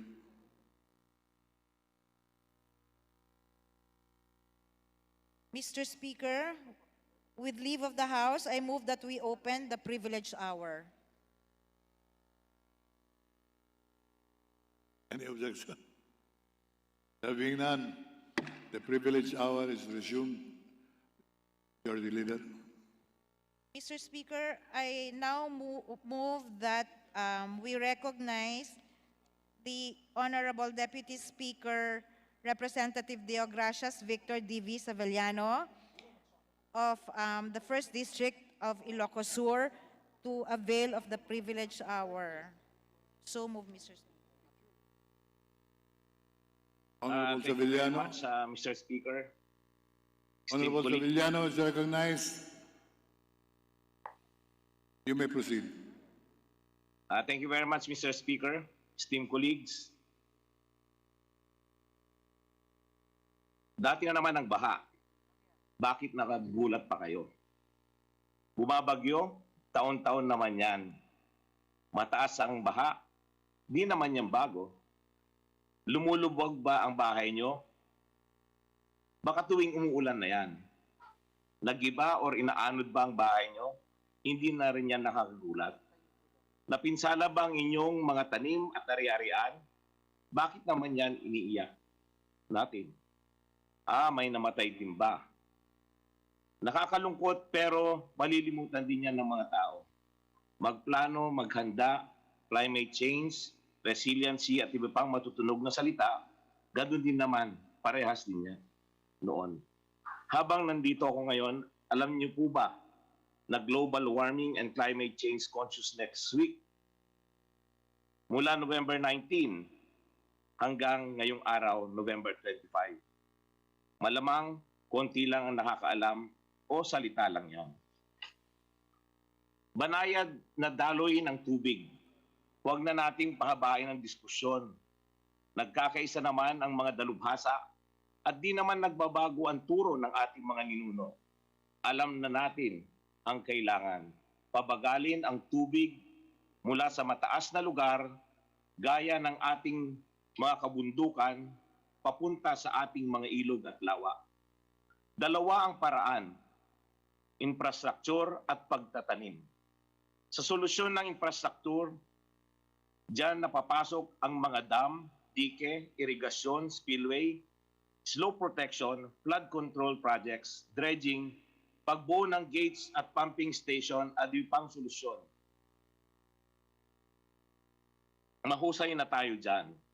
Hindi nagkukulang ang DPWH, NIA at ang LGU sa larangan na yan. Sa 2021, ang pinakamalaking bahagdan ng budget ay nasa DPWH. Kasado na tayo dyan. Ang isang solusyon ng pagtatanim ay mas mabagal at mahirap. Kailangan natin magtanim ng mga puno sa mga bundok at talampas kung saan nagmumula ang tubig ng mga ilog. Medyo mabagal ito dahil ang isang puno ay kailangan itanim at alagaan ng 10 taon bago maging matayog. Nandyan ang DNR na may National Greening Program o NGP. Nandyan din ang mga ahensya ng DNR gaya ng Mines and Geosciences Bureau o MGB na binabantayan ang mga nagmimina sa bansa na taniman ang mga lugar na nagamit nila. Nandyan din ang NWRB, FMB, ERDB, at iba pang ahensya ng DNR. Sa pagbagal ng daloy ng tubig, kailangan sila parehas, infrastructure at tanim. Naging problema lang natin ay kapos tayo sa oras at solusyon. Sa isang puno o itatanim, baka 3 ang sisibakin para gawing ulid. Ang puno ay 10 taon bago lumaki, pero ang malalakas na bagyo ay taon-taon. Magaganda mga dike na nagawa, pero palakas ng palakas naman ang ulan. Lagi tayo naghahabol, pero laging kapos. May NGP mula sa DNR na sinimulan pa noong 2011 ng huling administrasyon, pero hindi pa rin sila makahabol sa pangangailangan ng bayan. May mabibigat na COA findings, pero marami ring binago sa enhanced NGP sa ilalim ng Pangulong Duterte. Sana ngayon ay umandar ng mas matulin at maayos ang NGP, enhanced NGP. Kapos sa oras, kapos sa tanim, kapos ang infrastruktura, kapos. Ilang bilyon na ba ang nagagastos sa NGP? Pakikipanayam sa mga ahensya ng gobyerno para sa kawayan. Itong nakarang mga 4 na buwan, halos araw-araw ang aming Zoom meeting ng aming distrito. Kinakausap namin ang mga ahensya ng pamahalaan. Sa aspeto ng baha, ang dami naming nakakausap at ang haba ng usapan. Pero hindi kami natatapos. At dumating na naman ang Rolly at Ulysses. Kapos, pati kami kinapos.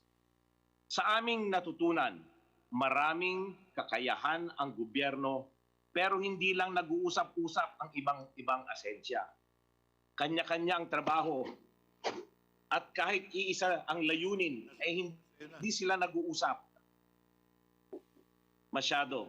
Maari ang mga sekretary ay nag-uusap sa Malacanang sa kanilang mga clusters pero hindi ito na ibababa sa level ng rehiyon, probinsya at bayan. Sa larangan ng baha, may kanya-kanya silang ginagawa pero hindi ito nalalaman ng ibang ahensya ng gobyerno. Mula sa budget, performance, appraisal at kahit reporting accomplishments, talagang hindi sa kanila hiyang ang convergence. Ang convergence sa gobyerno ay bihira namin nakikita sa amin pakikipanayam. Na ito ay kailangan at dapat na may sekretaryong humawak dito. Sa larangan ng infrastructure, nakita namin na sapat at na maayos ang gawa ng DPWH, NIA at LGUs. Ang maganda lang sa infrastruktura ay madali makita ang resulta. Ang problema ay napakalaking halaga ang kailangan sa mga proyektong infrastruktura. Kahit trilyon-trilyon, hindi sapat taon-taon. Sa larangan ng pagtatanim, madami ang pwedeng gawin. Kung ang NGP ay nagtatanim ng puno, maghihintay pa tayo ng 10 taon at ilang pagbaha na naman ang aabutin natin. Kapos na naman tayo. Mabuti na lamang at sa loob ng DNR, may galaw pa rin si Secretary Simato na ilang porsyento ng NGP. Sa isang secret meeting, natutuwa ako na sabi niya at nabanggit niya ang pagtatanim ng kawayan na hindi na kailangan alagaan. Mura lang, mabilis tumubo, malakas sumipsip ng tubig, laganap sa buong Pilipinas. Ang solusyon ay nasa harap natin, kawayan. Kawayan ang mura at agarang solusyon sa baha. Bakit kawayan? Ang kawayan ay hindi namimili sa lugar ng Pilipinas.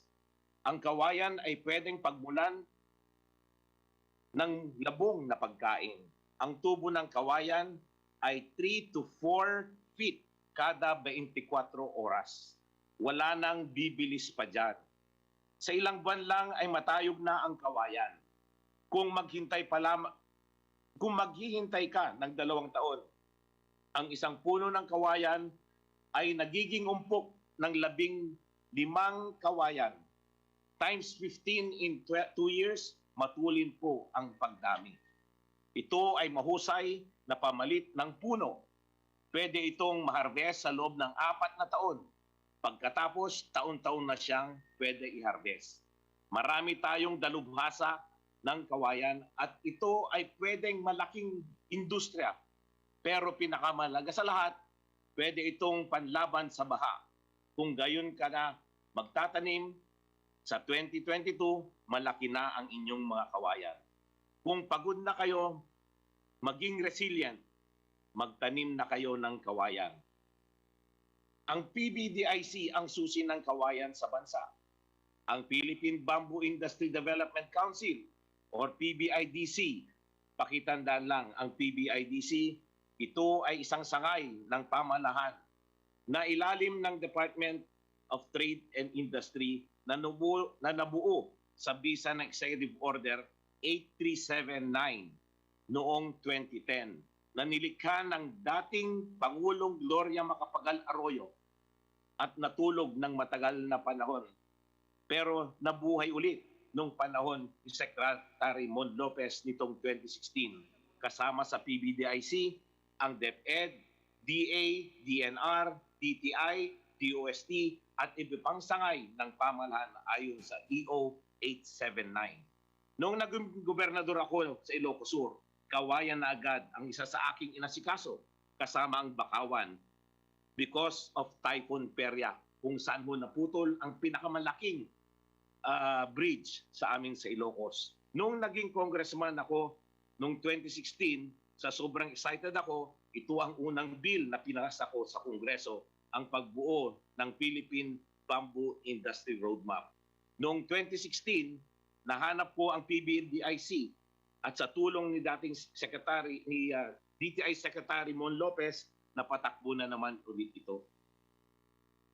Kaso kung sweswertehin ka naman, talaga ang pondo ng PBDIC sa 2021 budget ay zero. Zero, wala, kabo, bokya. Hindi binigyan kahit piso ang ongoing. Pero ngayon, ongoing pa rin ang strategic planning ng Philippine Bamboo Industry. At ito naman ay inisponsor ng pribadong sektor. Sana mahabol sa BICAM, pero nasahin na kami naman limos sa private. Nakakahiya sa mga tao, pero wala kaming magawa. Sa budget ng 3.4 trillion, ang lahat sana ay pang kawayan o gawin ng maayos at iputupad sa tama. Ang daming gustong tumulong. Sa 4 na buwan na Zoom meetings namin, madami na palang naniniwala sa kawayan bilang solusyon ng baha at pag-asa ng trabaho ng mga kababayan natin. Ang dami naming nakakausap. Ang Department of National Defense ay pumayag na taniman ang lupa, ang lahat ng lupa ng military bases sa bansa. Pwede itong panlaban sa baha at kabuhayan ng mga sundalo. Sabi nga ni Secretary Lorenzana sa meeting namin, hindi ito pinag-iisipan. No-brainer. Pangalawa, ang DNR naglaan ng 40% na ng lahat ng GNGP sa taong 2020 para sa kawayan. Ito na ang itatanim, nakita na nila ang agarang pagtubo at kabuhayan sa kawayan. Pangatlo, ang DNR-MGB ay nangako na hihikayatin nila ang mga mining companies na kawayan ang itatanim ng kanilang disturbed areas. Hanggang 20% ng areas mula sa 10% dati. Kawayan muna at isabay na lang ang iba pang punong kahoy. Ang DNR, FMB ay marami na palang kaalaman sa kawayan. Saklaw pa nila ang kawayan dahil ito ay isang yamang gubat. Handa din silang tumulong at ibahagi ang kanilang kaalaman. pati ang ERDB ng DNR ay may mga maasahan din na ahensya basta sa kawayan. Pang-anim, nakakatuwa din ang TESDA. Noong nakausap namin si Deputy Director General Jan Bertis at siya'y natuwa sa kawayan. Noong 2016 pa kami lumalapit sa TESDA kasama ni former LLDA GM Edgar Domanda. Pero ngayon lang natuloy ang mga request namin patungkol sa kawayan. Nagtuturo na ang TESDA ng mga kurso sa kawayan na may NC2 certification. Maalam na sila sa kawayan at katatapos lang nila turuan ang mga naunang graduates itong buwan na ito. Pang-pito, napalaki ang kontribusyon ng Department of Agriculture noong na-declare ni Secretary William Dar sa high-value crop na ang kawayan noong February 6, 2020. Nakahanda na din magturo ang DA Agricultural Training Institute o ATI tungkol sa kawayan. Nandyan din ang PhilFIDA, Bureau of Soils and Water Management at AMAS nagagabay sa magtatanim. Sana magsimula na ang DA sa pagtatanim. Sa Region 1, susubok kami magtanim ng mga lupang na-award sa mga agrarian reform beneficiaries. Gilid lang naman, pero madami din ito. Number 9, nakausap na namin ang Climate Change Commission last Friday. Tinuruan nila kami na mag-access sa People's Support Fund para sa kailangan sa pagtatanim ng kawayan. Suportado din nila ang kawayan sa climate change mitigation. 10, nakakatuwa din ang DOLE at OWA. Nangako si Secretary Bello na maglaan ng pera para sa mga workers na walang trabaho na papasok at sa pagkakawayan. Sa mga returning OFWs naman ang kanilang mga pamilya, may pondo ang OWA para sa mga gustong pumasok sa negosyong kawayan. Tamang-tama, pag-uwi ng mga OFWs after 5 years, malaki na ang mga kawayan na inalagaan ng mga kamag-anak. Tuloy-tuloy, negosyo na. Ang DTI na siyang puno ng PBIDC naman ay sasagot ng mga shared service facility. Mula kawayan poles, pwede itong gawing barbecue sticks, floor panels, charcoal, briquettes, furnitures at iba pa. Sa DOST naman, nakilala namin ang maliliit na mahalagang ahensya gaya ng FPDRI at PTRI. Sila ang bahala sa pagsasaliksik ukol sa kawayan. Kaya na nila gumawa ng tela, papel, pati mga bulletproof vest ay meron na sila. Lahat yan mula sa kawayan fibers. Kapag malalaki na ang inyong mga kawayan, bibilhin ng DepEd ang inyong mga bamboo schools at desk. Mandato yan ng EO 879 at ang problema lang daw ay wala silang mabili. Kailangan na ito ipatupad, negosyo na yan ng inyong mga kababayan. Number 14, pati mismo si Secretary Dominguez ng Department of Finance ay sinabi niya na projects that are not green and sustainable should not see light of day. Napakaraming gustong tumulong sa pamahalaan. Kung noong 2016 ay nakapagsimula na sa pagtatanim ng kawayan, inaani na sana natin ang mga ito. Pagsasamahin natin ang mga NGAs na ang nagkaka-interes tumulong sa 2020 ay dapat magtanim na tayo. Lahat sila ay tutulong sa atin, ang PBDIC ay tutulong po sa inyo rin.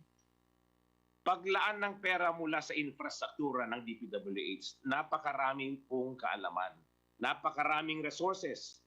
May lupa, may tao, ang kailangan na lang ay maliit na pondo para magtayo ng bamboo plantation sa bundok na pipigil ng rumaragasang tubig papunta sa ilog. Inaanyayahan ko ang aking mga kapwa-congressman na ilaan ang ilang bahagi ng budget sa flood control sa pagtatanim ng kawayan sa mga bundok.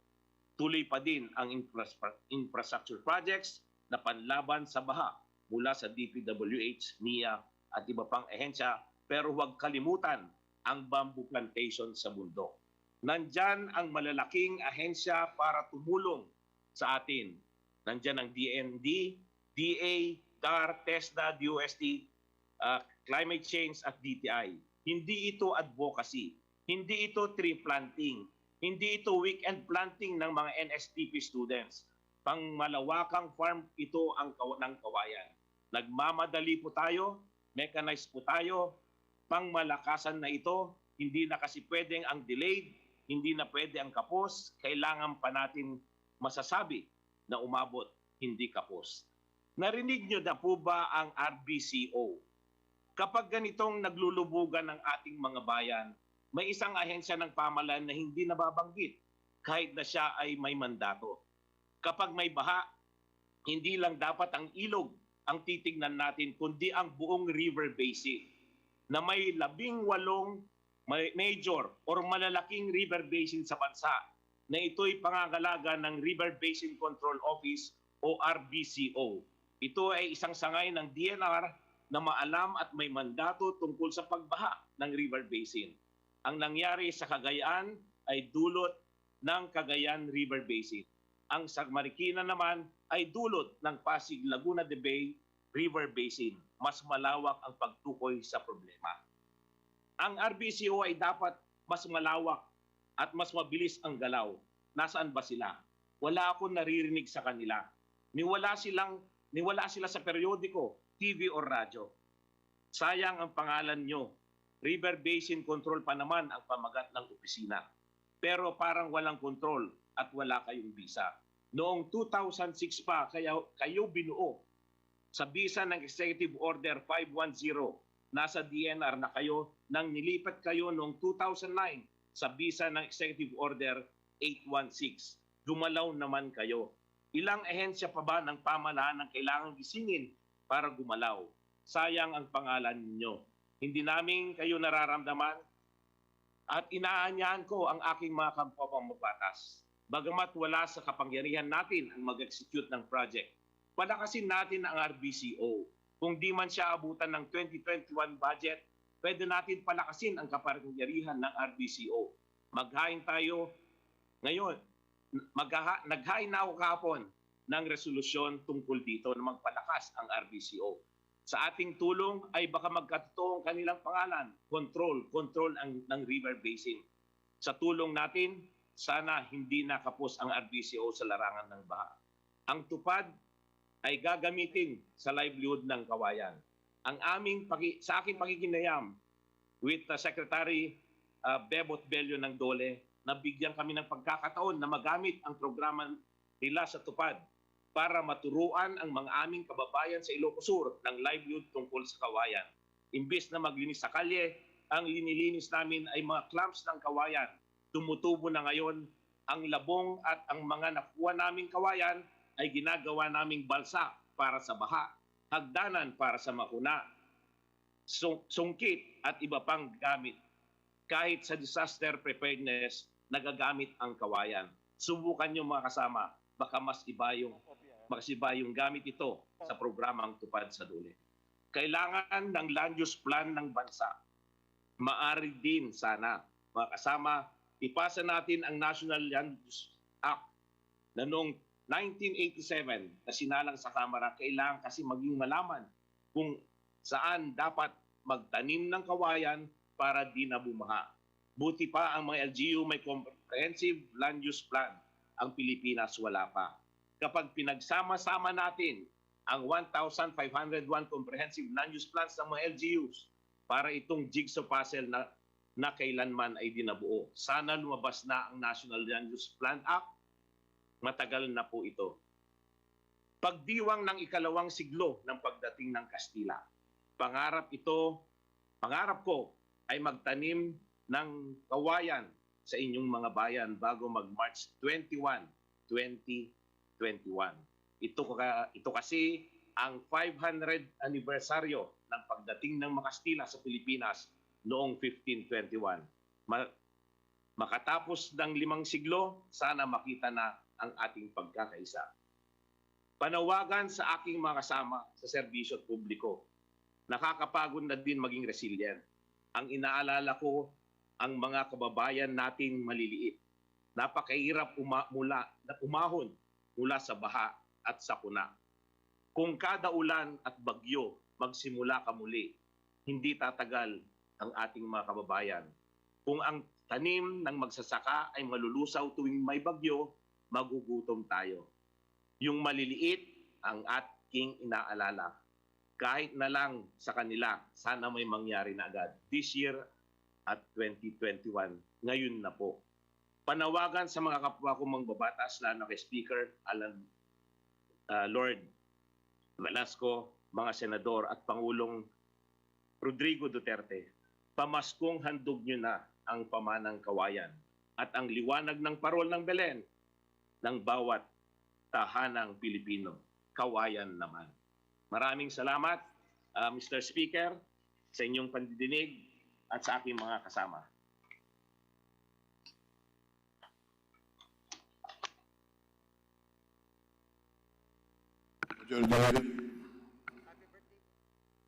Before we let go of Congressman Savillano, we would like to express our heartfelt happiness, joy, and celebration for the day he was born. We're all happy, Congressman Savillano, pinanganak ka. Binabati ka namin. Happy birthday. Thank you, Speaker. Yes, Mr. Majority Floor Leader. Hello, Mr. Speaker, I move to refer the speech of the Honorable De Gracia Sevillano to the Committee on Rules for appropriate action. Any objection? There being none, we direct the Secretariat to refer the privilege speech Committee on Rules. Majority Leader.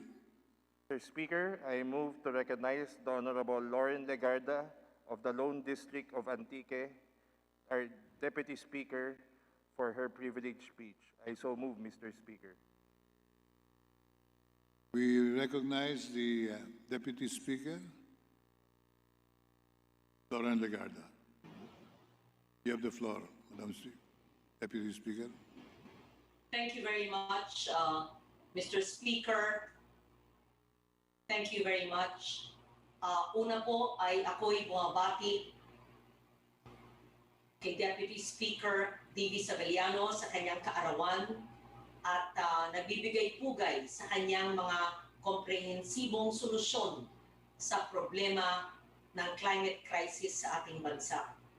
Ako po ay nakikiisa sa nakamaraming naghain ng mga resolusyon ng mga suwestyon at polisiya para sa mga rekomendasyon para mabago ang ating mga ginagawa para masagip ang ating mga kababayan sa mga kaganapan sa mga nakaraang buwan. Mr. Speaker, distinguished colleagues in Congress, I address this august chamber to speak on what I consider as the greatest humanitarian challenge of our lifetime, but one that has not been getting, perhaps, needed attention and urgent action from all of us, the climate crisis. Within the last month, and just days apart from each other, 3 typhoons, Quinta, Rolly, and Ulysses, hit provinces in Luzon and in the Visayas. Based on the latest reports by the National Disaster Risk Reduction and Management Council, the NDRIMC, these typhoons alone affected more than 6.7 million Filipinos and damaged over 35 billion pesos worth of our infrastructure and agriculture. These back-to-back typhoons claimed many lives, submerged homes and communities, cities and municipalities in floodwater, cut power and communication lines, and destroyed properties and livelihood. Dealing with extreme weather events and disasters is not new to us. But what caught residents and officials by surprise was the unexpected level of flooding that Ulysses had caused. According to Mayor Marcelino Teodoro of Marikina, what they experienced this year was perhaps comparable to Ondoy in 2009, but Ulysses submerged more areas in the city that were historically not flooded. A return of a 100-year-old flood to Cagayan Valley was described during the aftermath of Ulysses in the provinces of Cagayan and Isabela. Both already experienced massive flooding in December 2019, but experienced higher water levels this November. That's two 100-year floods in less than 1 year. The pictures and video all over the news and social media speak for themselves. People trapped on the second floor of their houses or even on their rooftops, waiting to be rescued.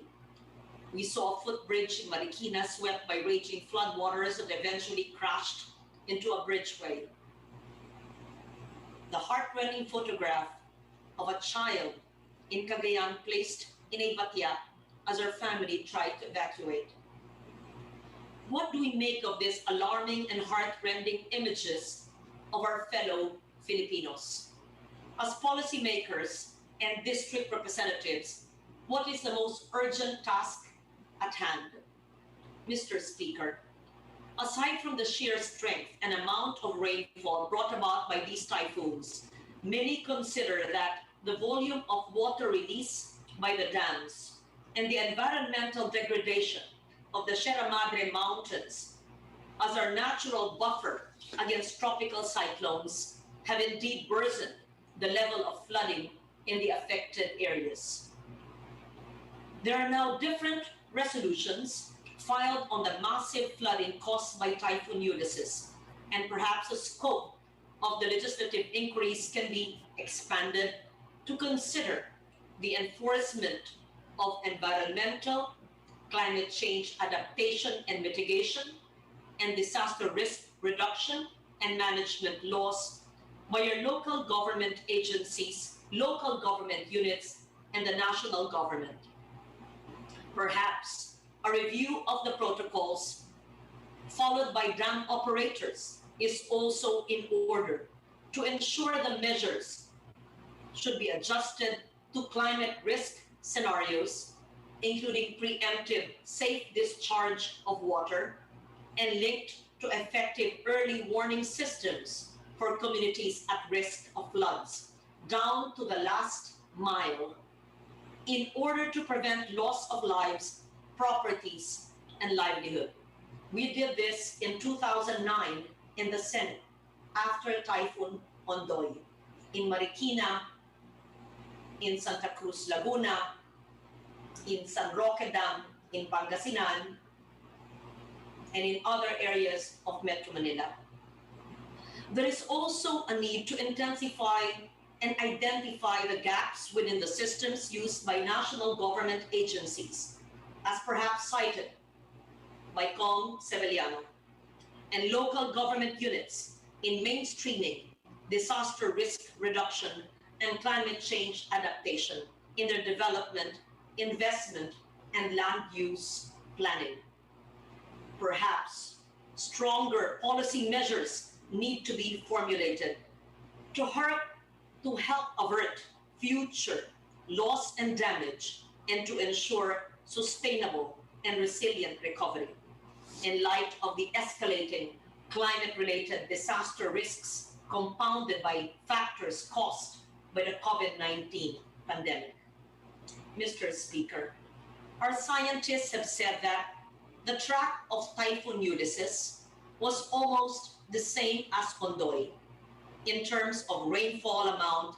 347 millimeters of Ondoy fell within 6 hours as compared to the 356 millimeters of rains from Ulysses for the whole day of November 12.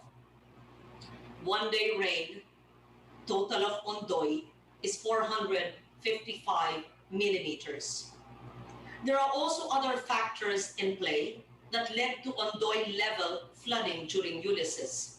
First, improper land use, which include construction of settlements and cultivation in flood-prone areas. Second, excessive rainfall due to climate change and extreme weather events. And third, siltation of waterways due to excessive soil erosion because of illegal and destructive logging and deforestation. They noted that the flooding in Marikina was due to water from upstream going downstream, clogged waterways, and saturated soil due to rains from previous typhoons that passed. They also mentioned the poor or non-implementation of the Ecological Solid Waste Management Act 9003. It was also a factor. It is a law sponsored and passed way back in 2001, which mandates the proper segregation of waste at source, recycling and composting, and the establishment of material recovery facilities. Speaker, matagal ko na po itong naririnig sa ating kasama na Deputy Speaker na kanyang pinaglalaban. At maaari po bang sabihin ng ating kasama, Mr. Speaker, kung ilang taunan niyang sinabi sa mga ahensya ng pamahalaan itong mga bagay po na dapat gawin upang maibsan ang mabilisang pagbaha dulot po ng pagputol natin sa mga puno sa ating kabundukan, Mr. Speaker? Maraming salamat po sa inyong katanungan. Kasama ko po ang iyong ama. Nung ako po ay nag-hearing, I think it was both your parents, Mr. Speaker, our esteemed congressman from Bulacan, in 2009. Hindi ko po naibanggit kanina, maliban sa Santa Rosa, Laguna, ay sinama po natin din ang hearing sa Bulacan, on-site hearing po niyan, hanggang sa tabing ilog ng Marikina, hanggang sa Malabon, at saka sa iba't ibang lugar. Kasama natin noon si Congressman Coangco, Mark, doon sa San Roque Dam. So, ayoko po magsalita ng I told you so. Pero, tama po kayo. Hindi naman po ito ay bago sa ating lahat. Pinanganak po tayo, at kayo ay nakababata ng ilang taon sa akin, na nagbabaha na po ang iba't ibang lugar. But, it has worsened all through these years because of excessive illegal cutting of our forests, because of perhaps mining as well, unregulated, because of lack of declogging of drains and waterways, because of the non-implementation of Republic Act 9003, because of perhaps not updated protocols of dam, and also the lack of convergence of government and private government agencies. Dahil nandiyan na po nakalahad ang mga batas. Pero ang tanong po natin, sino ba ho ang dapat magsabi, go, ang tubig ay pwede nang palayain ngayon. At kailan yan papalayain? Sa una pa lang warning ng Pag-asa, dahil noong 2009 po, ay meron malakas na bagyo at malakas na ulan, pero noong panahon yun, may dahilan pa na hindi ma-project ng Pag-asa. Wala pa po yung Pag-asa Modernization Act na ngayon enacted na po ng both houses of Congress. And second, wala pa po tayong Doppler radar noon. Ngayon po, meron na. Pero bakit ganyan pa rin ho? Despite the enacted laws and despite the funding given for the Pag-asa Modernization Act and the Doppler radar. Dahil po, sa tingin ko po, and not to find fault in any single agency or any person, kulang po ng coordination at communication up to the last mile. Kung mamarapatin po nyo, ay pwede ko rin banggitin ang ibang mga local adaptation measures, gaya po ng sinabi ng ating kasamahan si DS Digby Sabeliano, yung pagtatanim ng mga punong kahoy gaya ng bamboo, yung rainwater harvesting ng ating mga lokal na komunidad. Yung ating pag-early warning system. Ang tanong ko kaya sa mga barangay at even sa mga lokal na pamahalaan, kung sila ba'y sapat na inibesuhan ng NIA at ng pag-asa or NIA sa pagpalaya ng tubig at yung pagbigay po ng impormasyon na yan, sapat ba ang panahon para ang LGU ay magsabi sa barangay at magsabi sa purok at sapat ba ang panahon para sila'y makalikas. Ito po'y hindi madali at kayo po'y mas nakakaalam dahil sanay kayo sa lokal. That's why sufficient time is needed and early warning systems truly must be instituted early on so that the local governments can preemptively evacuate and so that the dam operators also can do preemptive release of water as well, Mr. Speaker. Maraming salamat po sa napakagandang pagpapaliwanag, Mr. Speaker, ng ating kasama. Alam niyo po, Mr. Speaker, pagka sinabing rain water harvesting, ang natatandaan ko kagad, naisip ko kagad ay ang ating kasamang Loren Legarda. At pagka sinabi po talagang bamboo, pagtatanim po ng bamboo, ang naisip ko kagad ay si Congressman D.V. Sabeliano, na parating nakikipaglabanan at nagpo-promote ng ating bamboo industry, Mr. Speaker. At kasama po sa mga piniliwanag ng ating Deputy Speaker Loren Legarda, ang tungkol sa dam protocols pati po adaptation, Mr. Speaker. At pagdating naman sa dam protocol, akin pong natatandaan na mula nung 14th Congress, 15th Congress, 16th Congress, ay final na po ng aking ina itong tamang dam protocol. At nito pong nakakaraang kongreso, lamang, kasama po natin si Speaker Gloria Macapagal Arroyo, ay pinag-usapan na po itong dam protocol.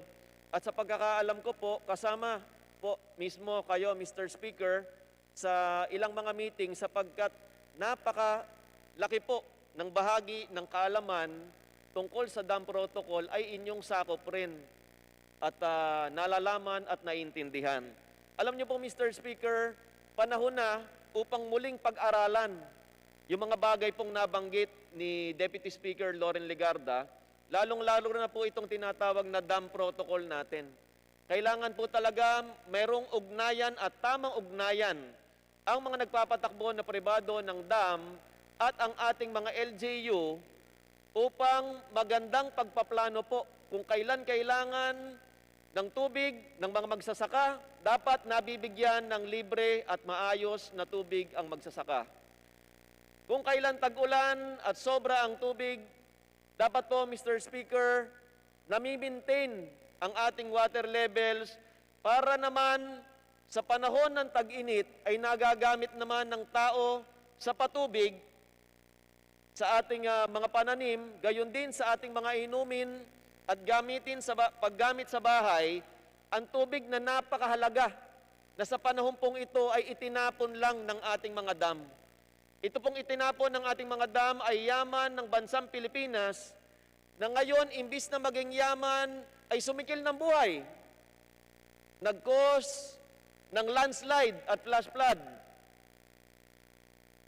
Naging dahilan sa paghihirap ng marami nating kababayan dahil po sa maling dam protocol, Mr. Speaker, sa pagpaputol ng ating mga puno at sa pagpapababaw ng ating mga kailugan.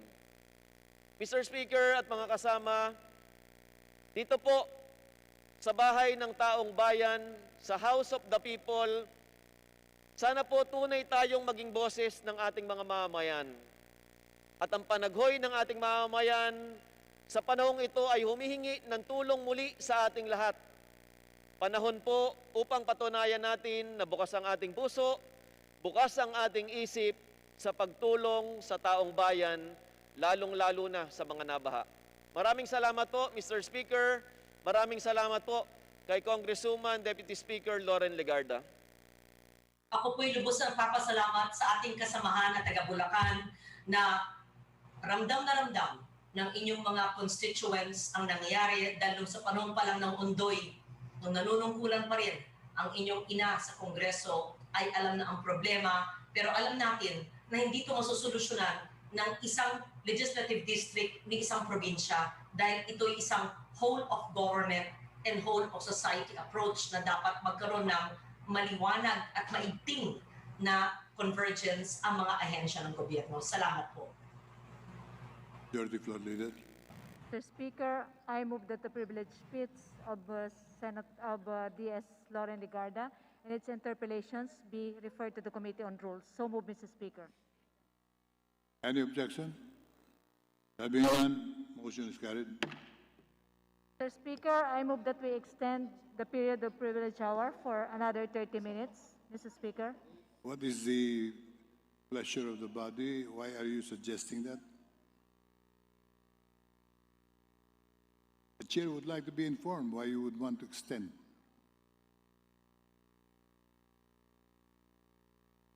Mr. Speaker, we still have 2 more members who would like to avail of the privilege hours. Mr. Speaker. 1 minute recess.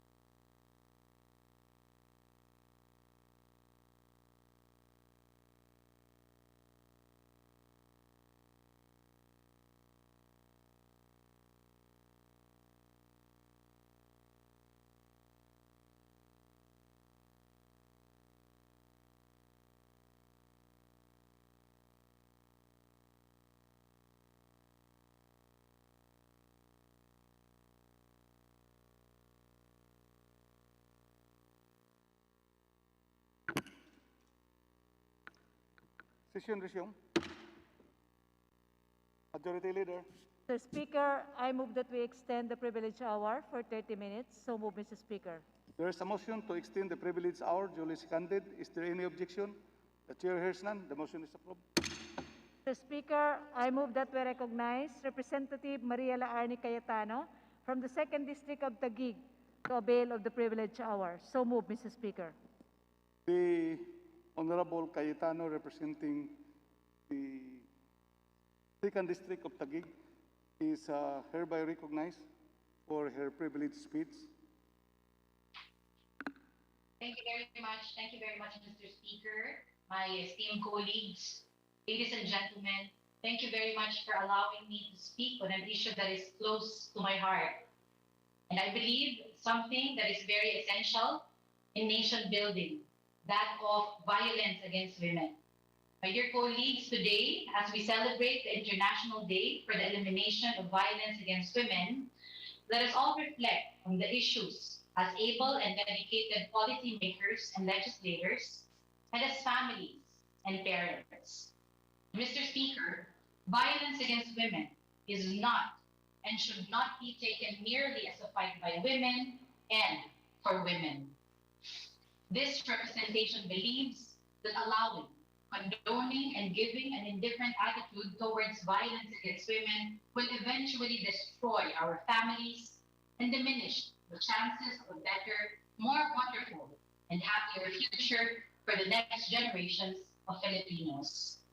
Section 14 of Article 2 of the 1987 Philippine Constitution provides that the state recognizes the role of women in nation building and shall ensure the fundamental equality before the law of women and men. And Section 1 of Article 13 of the same provides in part, Congress shall give highest priority to the enactment of measures that protect and enhance the right of all the people to human dignity and reduce social inequalities. Violence against women is an affront to their dignity, and the impunity enjoyed by perpetrators is a manifestation of a clear form of inequality. This mandate, my dear colleagues, Mr. Speaker, enshrined in the fundamental law of our land, is all the more pressing and more relevant in our time under a pandemic. Mayroon pong mga nakitala na datos locally and globally na nagpapakita na sa ilalim ng hinaharap nating pandemya ay tumaas po ng higit ang bilang ng mga domestic abuses laban sa mga kababaihan. Quarantine restrictions and lockdowns compelled people to stay home, which to many may be a source of great stress by itself, worsened further by economic woes of thousands or millions who lost their jobs. Inaabuso na nga nung walang pandemya, dumating ang pandemya na wala ng kapart ng trabaho, ang asawa o ang pinakasama, lalo pa po na naabuso ang kababaihan ang masaklap sa loob pa ng tahanan. According to the 2017 National Demographic and Health Survey, 26% or 1 out of 4 married women or living with a partner aged 15 to 49 years old experienced physical, sexual, or emotional abuse from their spouse or partner. This pre-pandemic level, bad as it was, further deteriorated now that we are under a pandemic. Ngunit, bakit nga ba may mga nang-aabuso at may nagpapaabuso? Mayroon mga pag-aaral. Some social scientists may say that violence may be attributed to lack of respect, insecurities, low self-esteem, and inability to verbally articulate one's thoughts and emotions. There are also articles that trace the tendency for violence to having troubled homes and broken families. And this is very troubling, Mr. Speaker, as this may lead to a worsening intergeneration vicious cycle of violence. Kung ito po ang nakagisnan ng pagkabata, may posibilidad at may mga pag-aaral na nagsasabi ito'y pwede mo na maulit. Domestic violence is also traditionally unreported or underreported, as doing so has been viewed as a taboo. Dalawang bagay po, Mr. Speaker. my dear colleagues, ladies and gentlemen, pag may pang-abuso, at ikaw ay mayaman, may katungkulan, influential, hindi magrereklamo sapagkat ito'y nakakatakot, hindi magrereklamo sapagkat ito'y nakakahiya. Ang isa naman ho, pag-aabuso, pag ang inaabuso po ay mahirap, kapos. Hindi ho makapagreklamo, hindi makahiwalay, dahil walang kakayahang mabuhay, mag-isa, at wala pong kakayahang taguyod ang mga anak kung sakali hihiwalay siya sa isang pang-abusong pagsasama. Mr. Speaker, the issue of respect is also related to the issue of values, which in turn is connected to what we see and learn in our families more than what is taught in our schools. Events we get to see or hear in the news or in the social media point to the fact that the problem with violence against women, respect and values are shared by both the poor and the wealthy in our society. Wala pong pinipili. On the matter of insecurities, low self-esteem and inability to articulate one's thoughts may be partly due to problems with having access to quality education. I always believe that education is a great equalizer in society. Those who obtain education are generally more confident, hindi ko garantiya, pero mas may confidence po ang mga kababaihan at mas may chance po sila na mamuhay ng may dignidad at makatakas sa mapang-abusong relasyon, thereby becoming less vulnerable to abuse. Hindi po ito garantiya katulad po ng aking nabanggit na, pero mas may iba yung laban dahil po sa may edukasyon. Broken families, distant parenting, and silently enduring domestic abuses are pressing matters that need to be urgently addressed if we are to effectively end violence against women. Mr. Speaker, my dear colleagues, ito po ay laban nating lahat. Simulan po natin sa tahanan at tratuhin ng mabuti ang bawat ina, ang bawat kapatid na babae, ang bawat kaibigang babae. At maganda na po itong simula. We can start by treating them with respect and showing to the younger generations the values that will lead them to happier lives. Nung ako po, Mr. Speaker, ay mayor ng lungsod ng Taguig, sinimulan po natin sa mga eskwelahan. We made it a mandatory part of our program to instill values formation sa lahat po ng 80,000 plus scholars ng City of Taguig. Maaaring sabihin ito po ay basic, pero kung ikaw ay magiging scholar ng bayan, hindi mahalaga ang kausayan mo lang sa iyong edukasyon. Importante ang pagpapahalaga mo sa iyong kapwa, ang pagpapahalaga mo sa mga kababaihan. We need to continuously invest in the education of our youth and utilize the 5% gender and development budget to equalize opportunities to men and women. In Taguig, around 55% of our scholars are women.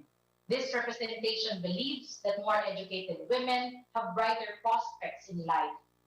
Hopefully, Mr. Speaker, they're more discerning in entering into relationships. And if and when they settle and build families, they are less economically dependent on their spouse as they are more educated.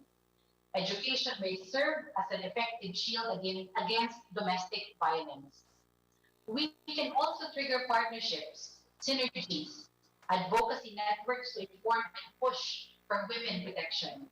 In Taguig, we have a standing partnership with the University of the Philippines Women Lawyers Circle, the UP-VLOC, which we call LOPRO, or Legal Advocacy for Women and Children's Protection under the Taguig Cares Program. Under the LOPRO partnership, we have the City Social Welfare and Development, the Philippine National Police Women's Desk, they're also on board.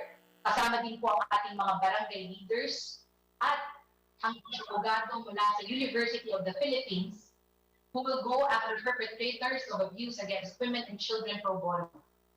In fact, there is now a case being handled by UP-VLOC representing a number of children against for adult perpetrators. The City of Taguig also has partnerships with World Vision and International Justice Mission in fighting online sexual exploitation that resulted in 25 operations, rescuing 90 minors, arresting 43, and so far, securing the court conviction of 7 of them. Mr. Speaker, my dear colleagues, local government should also make available online interventions, lalo na po sa panahon ngayon na hindi na po tayo basta-basta umalayang nakakalabas sa tahanan dahil na rin ho sa paglaganap ng COVID-19. Gamitin din po natin ang mga online intervention sa pamamagitan po ng pagre-report ng mga kaso at pagtugon sa mga report na isinasangguni sa mga ahensya ng gobyerno sa nasyonal o sa lokal na level. In Taguig, our hotline and our partnerships have been proven to be effective, but much needs to be done as victims increase by the day, especially under the pandemic. The barangays, which are supposedly closer and more sensitive to the needs of our constituencies, must act proactively to prevent or address abuses. Sometime last month, Mr. Speaker, a landmark decision by the Supreme Court treated infidelity as a form of psychological abuse and affirmed a sentence imposed on a man who caused his wife suffering and anguish by having an affair. Mr. Speaker, ginagawa ng lokal na pamahalaan, ginagawa ng Supreme Court ang kanilang trabaho, at naniniwala po ako na tayo din ay nakahandang gumanap ng ating trabaho. Ito po ay advokasya ko sapagkat sa awa ng Diyos po ay binayayaan ng isang kapareho sa buhay na mapagmahal at sumusuporta at rumerespeto sa aking pong pagkababae. Pero, Mr. Speaker, my dear colleagues, hindi po lingkid sa aking kaalaman ang dami ng bilang ng mga kababaihan na hindi pinalad na makahanap ng kapareho sa buhay na nabibigyan siya ng respetong nararapat sa kanya. Kaya ito pong issue na to, Mr. Speaker, my dear colleagues, ay akin pong tinitindigan. At bilang nagkakapit ng Kongreso, dapat po, lahat po tayo ay manindigan laban po sa mga abuso sa mga kababaihan. In the year 2007, ang aking pong kabiyak, then Senator Alan Peter Cayetano, ay nagkaroon ng panukala na maglaan ng pondo sa ilalim po ng DSWD para po sa mga biktima ng mga abusong relasyon na hindi makahiwalay dahil walang kakayahan na mamuhay dahil po sa kahirapan. Ang aking pong hangad, I would like to propose that funds be allocated for this purpose in the BICAM version of the 2021 General Appropriations Bill. Hindi lamang po yung paglaganap ng virus ang kailangang mapondohan, kundi mapondohan din ang mga inisyatibo o mga programa na sasagip sa mga kababayan po natin nagiging biktima ng mapang-abusong relasyon at napapalala pa dahil sa pandemya pong ito. As we are dealing with the pandemic, it is incumbent upon us to help not only those who are directly affected by the virus, but also those whose conditions are worsened by COVID-19. Ito po ay formal po pong isusulong sa ating pong Kongreso at ihahain at hinihiling po na sana'y masuportahan ng ating mga kasamahan. Hindi naman po siguro kalabisan na hilingin natin na maglaan ng pondo mula sa DSWD 50 to 100 million para po naman sa kapakanan ng mga kababaihan ito na sa papang-abusong relasyon. My dear colleagues, I have spoken from the heart, pero inaamin ko po na hindi po ako eksperto patungkol sa issue po na ito, sa paksa po ito. Pero alam ko po at mulat po tayo na bilang mga kinatawan, may kakayahan po tayo na gumawa ng mga paraan para maisulong po ang proteksyon at karapatan ng mga kababaihan. I am a woman and I would like to make my stand and my voice be counted to end violence against women. Let me end, Mr. Speaker, by sharing with all of you a beautiful verse from Philippians 2, verse 4. It says, and I quote, "Let each of you look not only to his own interest, but also to the interest of others. Hindi po porket hindi natin nararanasan ang maabuso o maging bahagi ng isang mapang-abusong relasyon ay hindi na po tayo makikinig at makikipaglaban para po sa mga kababaihan na dumadaan po sa madilim na kabanatang ito sa kanilang buhay. Yun lamang po, Mr. Speaker, my dear colleagues, ladies and gentlemen, thank you very much for this opportunity. And once again, allow me to greet all of you, a meaningful International Day for the elimination of violence against women. Maraming salamat po. Majority Leader. Mr. Speaker, I move that we refer the speech of the Honorable Lani Cayetano to the Committee on Rules for its appropriate action. So move, Mr. Speaker. There is a motion that the privileged speech of the Honorable Lani Cayetano be referred to the Committee on Rules for proper disposition. Is there any objection? The Chair hears none. The motion is approved. Majority Leader. Mr. Speaker, I move that we recognize the Honorable Representative Arlene D. Brosas of Party List Gabriela to avail of the remaining time of the privileged hour. So move, Mr. Speaker.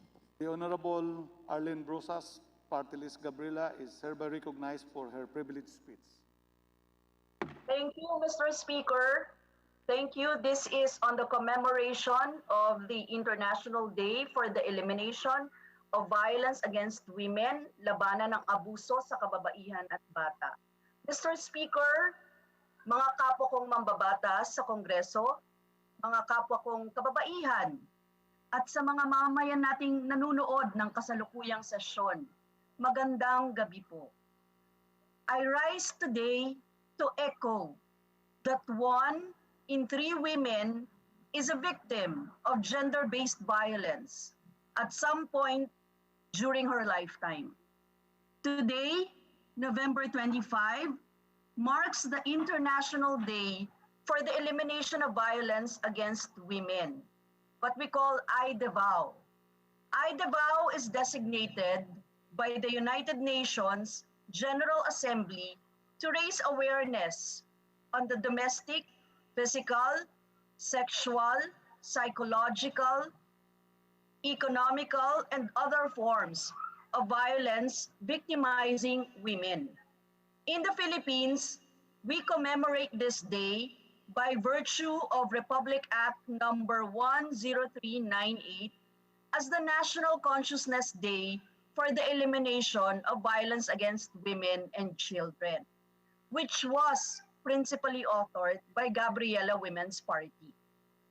Violence against women is one of the most widespread and devastating human rights violations in our world today, and it remains largely due to the culture of impunity surrounding it. This day was established nearly 2 decades ago, yet we are nowhere near in eliminating VAO, and it has even become a persistent threat in the lives of billions of women. The COVID-19 pandemic intensified the violence as support services faltered and accessing help became harder with quarantine restrictions. School closures, economic strains, and even natural calamities such as the recent typhoons left women more vulnerable to exploitation, abuse, and harassment. Batay nga mismo sa datos ng Philippine National Police Women and Children Protection Desks, there have already been a total of 4,260 cases of violence against women since the implementation of lockdown measures. In fact, our services team in Gabriela Women's Party also received a number of complaints from victims every day, all accounting to the alarming incidents of domestic violence happening every 10 minutes. Ganito na kabigat ang datos, pero sigurado tayo na higit pa nga dito ang katotohanan bilang ito lamang ang mga reported cases. And even before the outbreak of COVID-19, globally, 243 million women were abused just in the past year. At sa patuloy na paghawak ng ating bansa sa record na pagkakaroon ng world's longest coronavirus lockdown at sa pagkakakulong ng mga kababaihan sa tahanan kasama ang nang-aabuso sa kanila, patuloy pang tataas ang datos na ito at patuloy ang paglala nito. As UN Women recorded, for every 3 months the lockdown continues, an additional 15 million women are expected to be affected by violence. However, as alarming as it is, violence against women does not happen just inside the corners of our homes. It happens everywhere. Nangyayari ito sa kahit na sinong babae at kahit saan pang kasuluk-sulukan ng lipunan. At kahit mismo ang Duterte administration ay may pananagutan dito. While we are crafting laws on women empowerment and increasing consciousness on women's rights, some elements of our government are countering our efforts by silencing empowered women.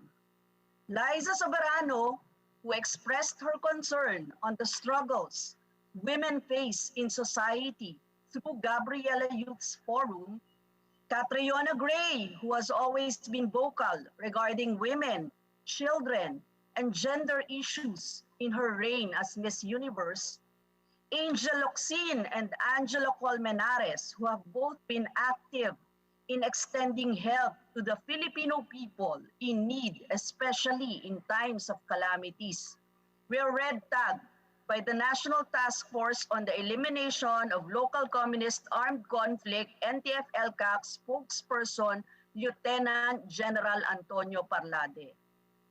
These are just a few names of female celebrities, public personalities, who are continuously terrorized by the government for being staunch advocates of women's rights. If women as well known as them are targeted by state-sponsored harassment, paano pa ang mga kababaihang ordinaryong mamamayan na patuloy din na lumalaban sa walang habas na panggigipit at pagpapatahimik ng Estado?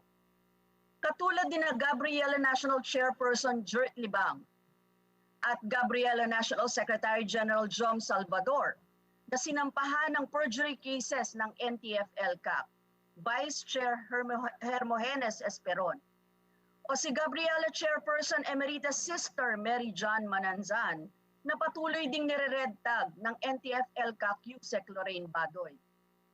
Ang iligal na pag-aresto kina Gabriela Metro Manila Chairperson Cora Agovida, Gabriela Panay Chairperson, and our own Gabriela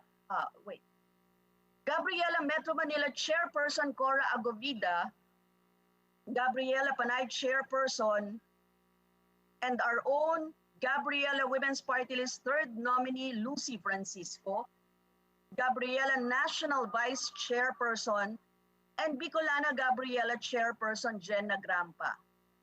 Gabriela Southern Tagalog Regional Secretary General Shirley Songalia, and Inabuyog Gabriela Regional Vice Chairperson Beatriz Belen. Gayon din, nariyan ang harassment at tuloy-tuloy na interogasyon sa Gabriela Women's Party Coordinator sa Bagak Bataan at iba pang chapters na nakakaabala na sa kanilang pang-araw-araw na buhay.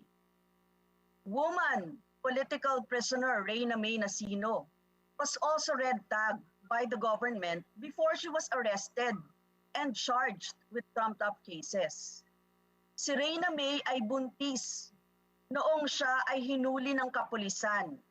Nanganak kay Baby River Nasino habang nasa kustodiya ng kapulisan at namatayan at naglibing ng anak sa kamay din ng kapulisan. Even slain rights worker Sara Alvarez was wrongfully listed on Duterte's terror list before she was assassinated. This women's blood is on this administration's hands. And today, this representation would like to put on record that all of the lives of the women who are prosecuted and vilified are on the Duterte administration. This administration has overused red tagging and terrorist tagging to silence the voices of women and strip off the representation of the marginalized sectors, mainly through the NTF-ELCAC. The NTF-ELCAC, even so, the existence is unjustified in the previous budget deliberations, is an institutionalized machinery of terror meant to intensify attacks on government critics. The NTF-ELCAC exists just to counter political dissent from the legitimate people's organizations and resistance against rampant human rights violations. Gagamitin lamang nito ang panukalang 19.1 billion pesos na mayroong 16.44 billion unitemized ng kaban ng bayan para sa illegal at deliberate surveillance or stalking, mass arrests, at pati pagpatay sa mga ordinaryong mamamayan na nananawagan lamang para sa kalusugan, kabuhayan at karapatan ng lahat. Sa paparating ng taong 2021, mas malaki pa ang pondo ng NTF-ELCAC kesa 15 billion lamang na calamity funds